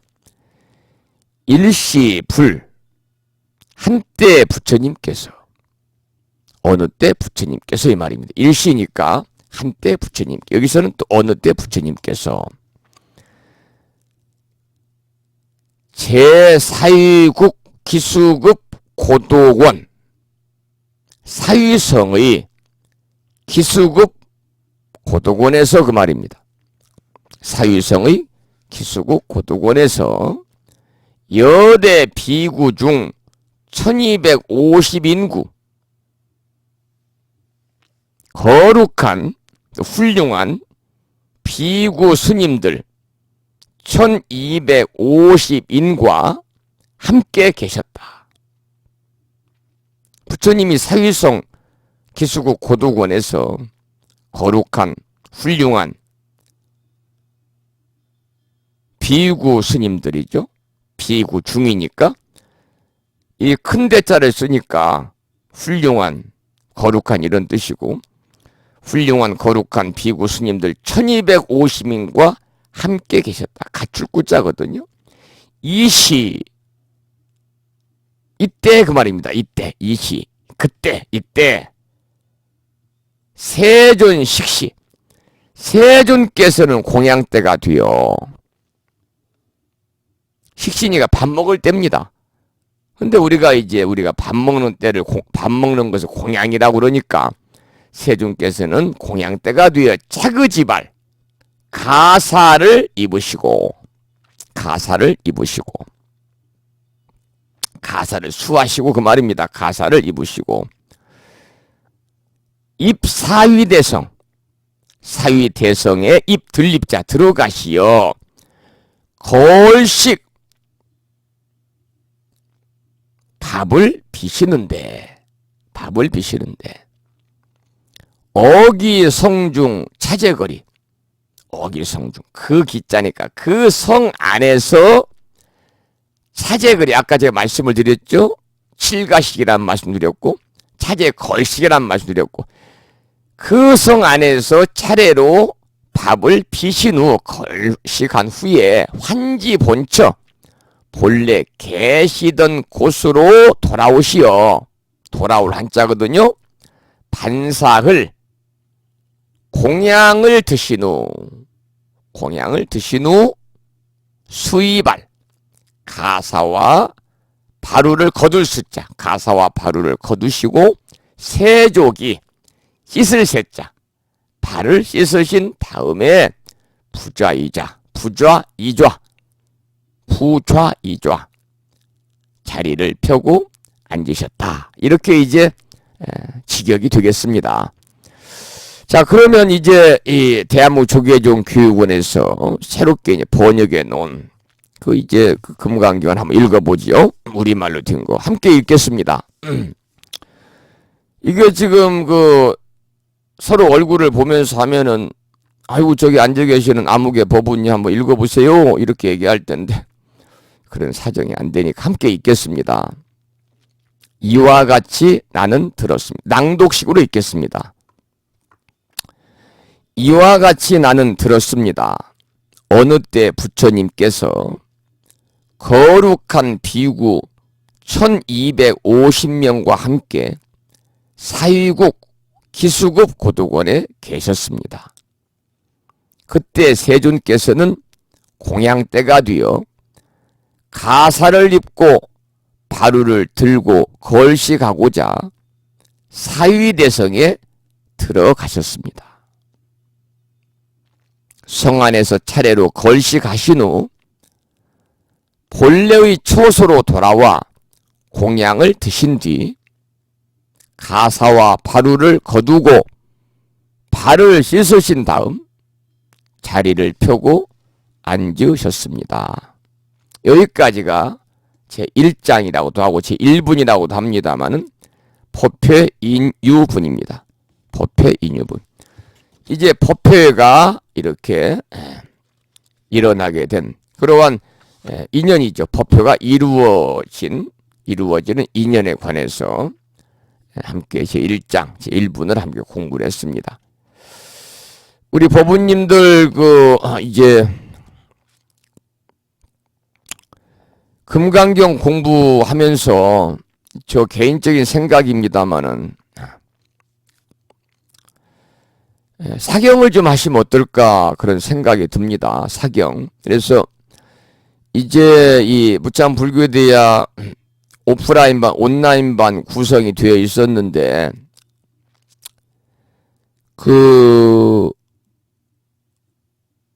통합을 해서 그냥 우참 불교대학으로 호칭을 하겠습니다만은 이제 불심사에 오셔서 공부했던 분들은요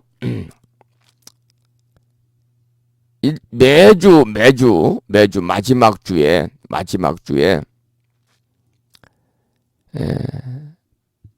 오전에 법회 끝나면 오후에 전에는 수업을 했습니다만 수업을 하지 않고 수요일날 강의를 들으시니까 함께 도반들이 모여서 금강경 사경을 하려고 합니다. 금강경 사경을 하려고 그래. 그러니까 집에서 혼자 하는 것도 좋지만 도반들끼리 함께 이 사경의 모임을 갖고 하는 것은 굉장히 이 신행생활에 도움이 되거든요. 그래서 함께 하려고 생각하고 있으니까 여러분들께서도 집에서 이 금강경 공부하는 동안에 계속 여러분들께서 사경을 했으면 좋겠다. 그런 말씀을 드리고 싶은데 원문도 쓰시고 우리말도 쓰시고 금강경은 원문은 총 글자 수가 5149자예요. 5149자. 5149자. 그런데 이 금강경에서 반복되어 나오는 숫자가 굉장히 많습니다. 가장 많이 나오는 단어는 수보리입니다. 수보리. 136번 나온대요. 수보리야, 수보리. 136번이 나오니까 곱하기 수보리가 세자잖아요. 3이니까 408자가 되고 5147자 중에서 제목을 포함해서는 5224자거든요. 제목을 포함해서는 5224자. 제목을 빼고는 5149자입니다. 가장 많이 나오는 것 수보리 136번. 그 다음에 열애 86번. 세존이 쉬운 한 번. 안육따라 삼맥삼부리가 28번. 이렇게 쭉 나오는 거죠. 그래서 이 5049자인데 이 원문도 우리가 써가면서 그리고 이제 표준 한글 금강경 우리말로도 함께 사경을 했으면 좋겠다. 그런 말씀을 드리는데 이제 여기 그동안 오셔서 오후에 공부했던 분들이야 매주 마지막 주 일요일 날 오후에 금강경 사경을 이제 하기로 했습니다. 금강경 공부 끝날 때까지 계속해서. 그런데 이제 집에서 이렇게 지금 강의만 들으시는 분들께서는 여기 올 수가 없기 때문에 여러분 집에서라도 금강경 사경을 일반 공책을 사셔가지고요. 꾸준히 했으면 좋겠다. 금강경 사경하면서 원문과 우리말을 함께 사경하면서 이 강의를 들으시면 그 이해도가 굉장히 빠릅니다. 이해가 빨리 되고 또 예습도 되고요. 또 더불어서 복습도 되는 것이니까요. 여러분들이 좀 열심히 이런 기회에 금강경을 우리가 한번 완전하게 정말 꼼꼼하게 세심하게 구체적으로 우리가 상세하게 공부할 수 있는 기회를 함께 가져보시기를 부탁을 드리도록 하겠습니다. 9시 55분이고 제 2장을 나가기는 시간이 좀 어중간해서 오늘 1장을 이제 지난 시간과 오늘 두 번에 걸쳐 4시간 동안 함께 살펴보면서 공부를 했습니다. 오늘 저도 굉장히 좀 피곤하고 축원하고 불공 드리고 하느라고 시간이 많이 소비되고 그래서 사실 절에서 불공의 핵심은 축원입니다. 축원. 우리 불교는 다른 종교하고 틀리잖아요. 이웃 종교는 축도라는 게 있죠. 축도. 그래서 축도가 있지만 목사님께서 모든 신도들을 함께 축복해 주는 겁니다. 성당도 마찬가지입니다. 그런데 우리 불교만 일일이 동참한 분들을 한 분 한 분 주수도 부르고 무슨 생 태어난 해도 부르고 이름도 부르고 그분의 현재 바람이 무엇인가 이분이 이 법우님이 현재 처해져 있는 현실과 원하는 것이 무엇인가를 스님이 알아서 그래서 축원은 꼭 주지 스님 혼자 해야 된다. 그렇지 않고 축원 카드를 막 이 스님 저 스님 나눠주고 어느 절에는요 축원하는데 원체 시간이 많이 걸릴 것 같고 축원이 제가 해봐도 불공 시간 중에 가장 힘들어요. 목이 아프고 막 힘들어요. 나이 먹으니까 숨도 차고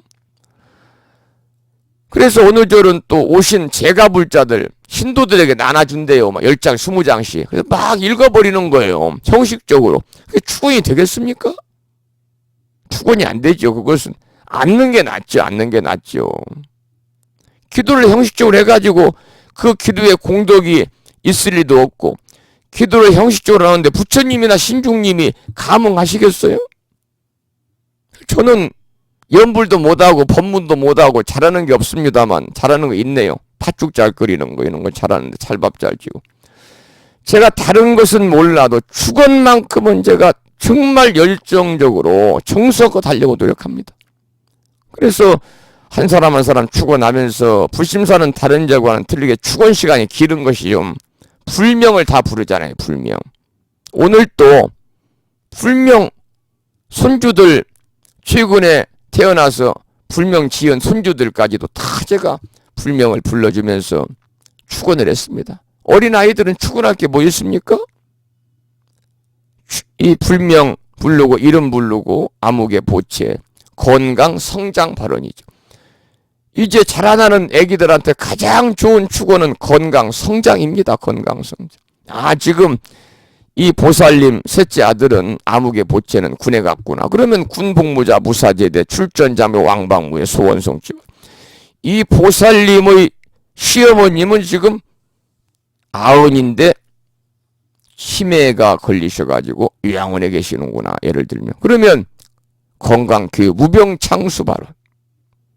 지금 이 보살님은 사업하시는구나. 남편이 사업성취 발언 등등. 또 이 보살님 큰 손주는 이번에 대학 시험 보는구나. 2017학년도 대학 입학 시험 합격 발언. 또 이제 학교 다니는 아이들은 학업성취 발언. 삼재 들어있는 분은 삼재 승멸 발언. 이렇게 스님이 주지 스님이나 돼야 일일이 아는 거예요. 그 불자님들의 가족들의 처해진 환경을 알기 때문에 진정한 축원이 들은 것이지. 축원을 어느 분이 그러시대요. 스님 뭐더러 힘들게 일일이 다 합니까? 각각등 보채. 각각등 보채. 그러니까 병신년 불심사 동지 불공기도 동참 각각등 보채버리면 그냥 수천 명도 한꺼번에 보채니 각각등 보채인데 그것은 바람직하지 않다. 왜냐하면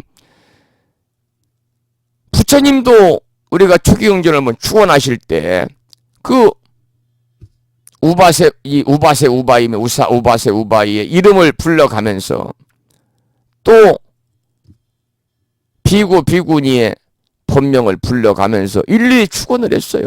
부처님의 축원은 거의 다 오류가 나지 않았습니다. 축원하면 축원하는 대로 다 이루어졌습니다. 역시 부처님은 그래서 그런지 육신통도 갖추고 계시고 인천의 스승이고 삼계 도사시니까요. 그러나 이제 우리 스님들 같은 경우는 부처님처럼 축원한다고 다 이루어집니까? 오류가 더 많이 생기죠. 오류가. 저도 올해 오류가 많이 났어요. 우리 보살님 어느 아드님 공무원 시험 몇 번 떨어졌죠. 우리 보살님 따님 또 공무원 시험 어렵긴 어렵지만 공무원 시험. 그래서 제가 웃으면서 본문 시간에 나의 축원은 이 오류가 많은가 모르겠다. 아직도 수행이 부족한가 보다 그런 생각을 했습니다만 부족하니까 정성껏 해야 된다.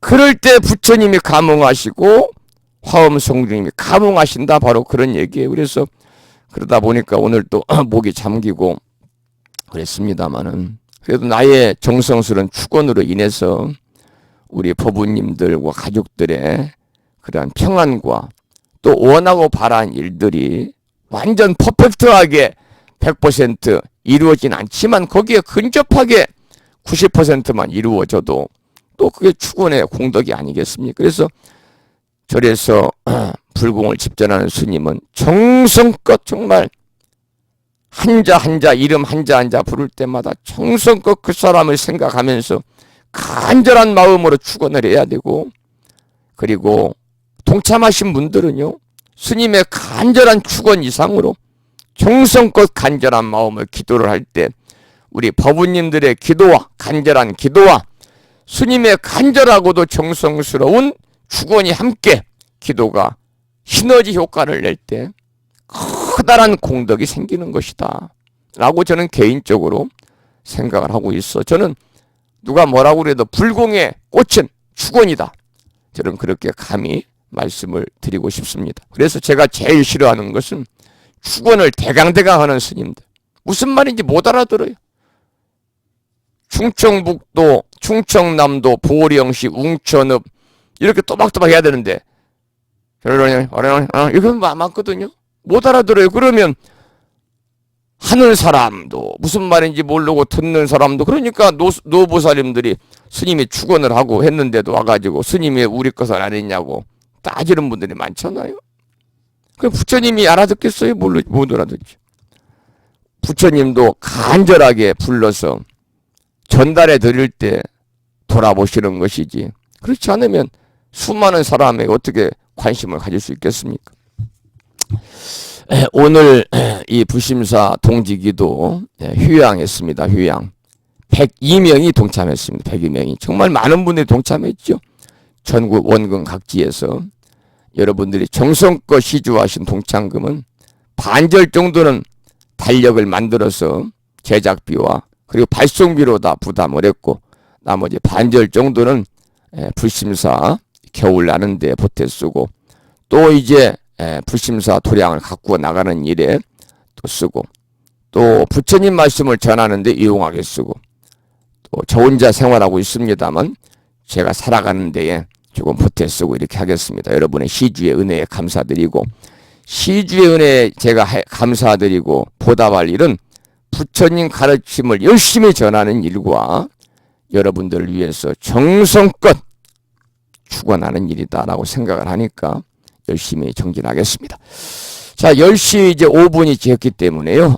오늘 수업은 여기서 마무리를 하겠습니다만은 또 그 뒤에 늦게라도 또 동참하신 분들이 계셔서 출석 점검을 안 하면은 기분이 나쁘진 않지만 기분이 좋진 않다 그 말이잖아요. 오늘 또 축원을 1시간 25분 했는데 저는 몰랐습니다.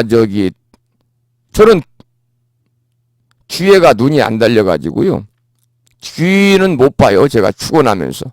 근데 늦게 오셨는지 동네 이 노인의장님 사모님이신데 축원 다 끝났대. 스님 저 왔어요.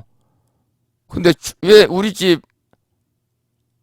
아저씨하고 애들은 안 불러요? 그래서 보살님 미리 좀 오시든가 일찌감치 아침에 아니면 동지불공 기도에 동참하신다 연락을 하셔야지. 중간에 들어오셔가지고 왜 축원 안 하냐고 어떡하냐고. 그런데 안 해드리면 노보살님이 또 얼마나 또 돌아가시면서 마음이 불편하겠어요. 축원 카드를 다 찾아서 꺼내가지고요. 다 끝나고 또 마지막에 크게 읽어드려 설명드렸더니 노보살님이 좋으셔가지고 아이고 하고 가셨습니다.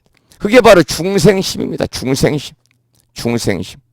다 부르는데 우리 자식 안 부르면요.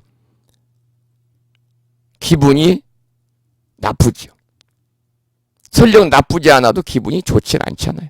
그러면 절에 와서 다 모든 거 내려놓고 기분 좋게 동참하시고 가셔야 되는데 절에 와가지고 괜히 찜찜해가지고 기분 나빠서 가시면 다음에 오고 싶으시겠어요? 안 오고 싶지. 자, 오늘 여기서 이제 불교대학 수업 127회 그리고 금강경 두 번째 시간 수업을 마치겠습니다만 늦게 휴대폰으로 서울에 사시는 안덕신 법부님께서 오늘 송년 모임 다녀와서 늦게 출석하셨다는 말씀을 주셨습니다. 감사드립니다. 열심히 하면 건강해 해보자고요. 그래서 여러분들 저는 이 머리가 이제 굳어가지고 멍청해서 안 이어집니다. 안 이어져. 그런데 금강경을 원문으로 다 외우는 분들이 많아요. 대단하신 분들이죠. 대단해. 심지어 초등학생도 그냥 금강경 32장까지 32분까지 다 외우는 법부님들이 계신다고 그럽니다만 여러분들 이번 기회를 통해서 금강경을 사경을 하고 함께 공부하면서 우리가 한번 외워보는 것도 좋겠다. 외워보는 원문 또 우리말. 그래서 원문 아까도 말씀을 드렸죠. 제가 몇 자라고 그랬던가요? 5149자. 5149자를 우리가 한번 이어봅시다. 그런 말씀을 드리겠습니다. 자, 그러면 여기서 오늘 수업을 마치고 다음 시간에 여러분 만나 뵙겠습니다. 자, 수업 마치면서 반야심경하고 사홍서원 모시도록 하죠. 한글 반야심경 법요지 108쪽에 있습니다.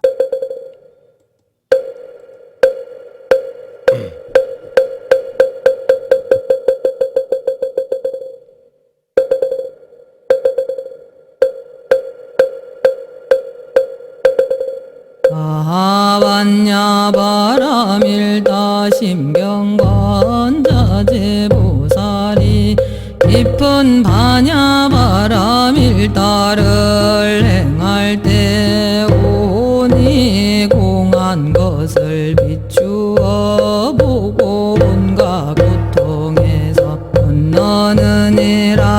사리자여 세기공과 다르지 않고 공의 색과 다르지 않으며 색이 곧 공이요 공이 곧 색이니 수상행식도 그러하니라. 사리자여 모든 법은 공하여 하지도 멸하지도 않으며 더럽지도 깨끗하지도 않으며 들지도 줄지도 않느니라. 그러므로 공 가운데는 색이 없고 수상행식도 없으며 안입이 설신의도 없고 색성향 기초법도 없으며 눈의 경계도 의식의 경계까지도 없고 무명도 무명이 다음까지도 없으며 늙고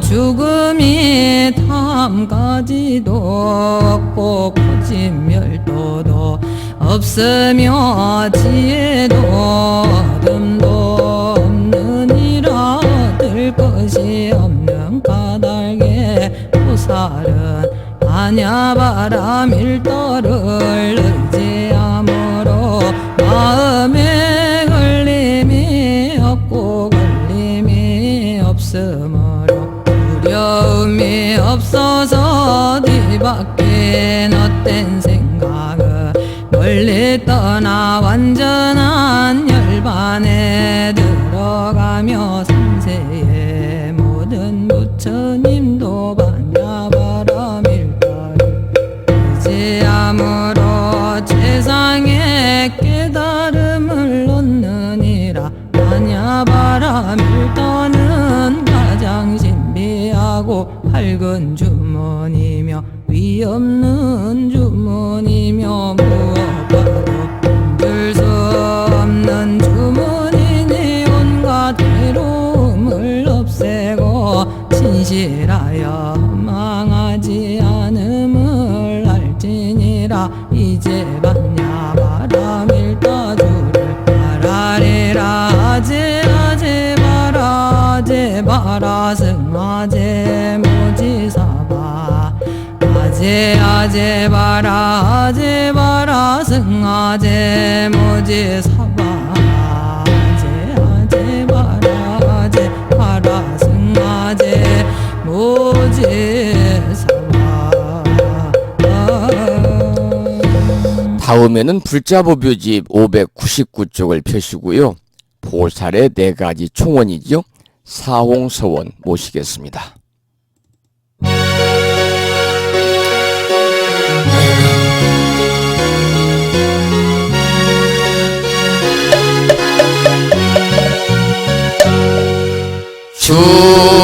중생을 다 번지오리다. 번뇌를 다 끊어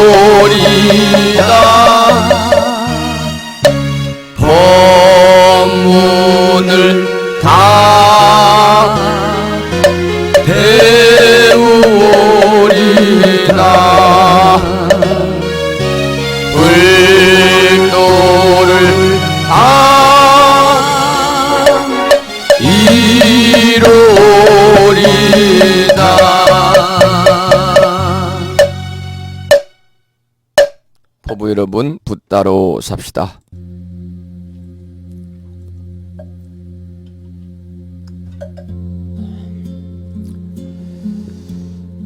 비 내리는 통진날 밤이네요.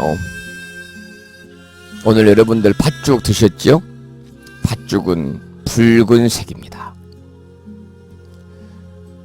어두움색은 음이요, 붉은색은 양입니다. 그래서 옛날부터 우리 어르신들은 손주를 보게 되면 딸이 나면 숯을 걸어 놓고 아들을 낳으면 빨간 고추를 걸어 놓았습니다. 이제 동지는 7시 44분을 기점으로 해서 이제 음의 기운이 점차 양의 기운으로 변화되는 시점입니다.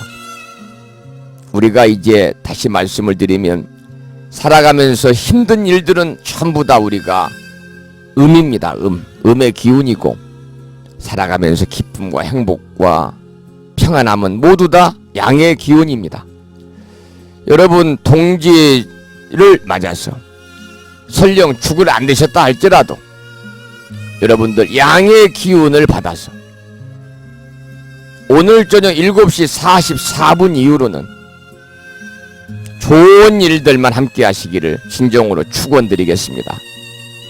살아가면서 어찌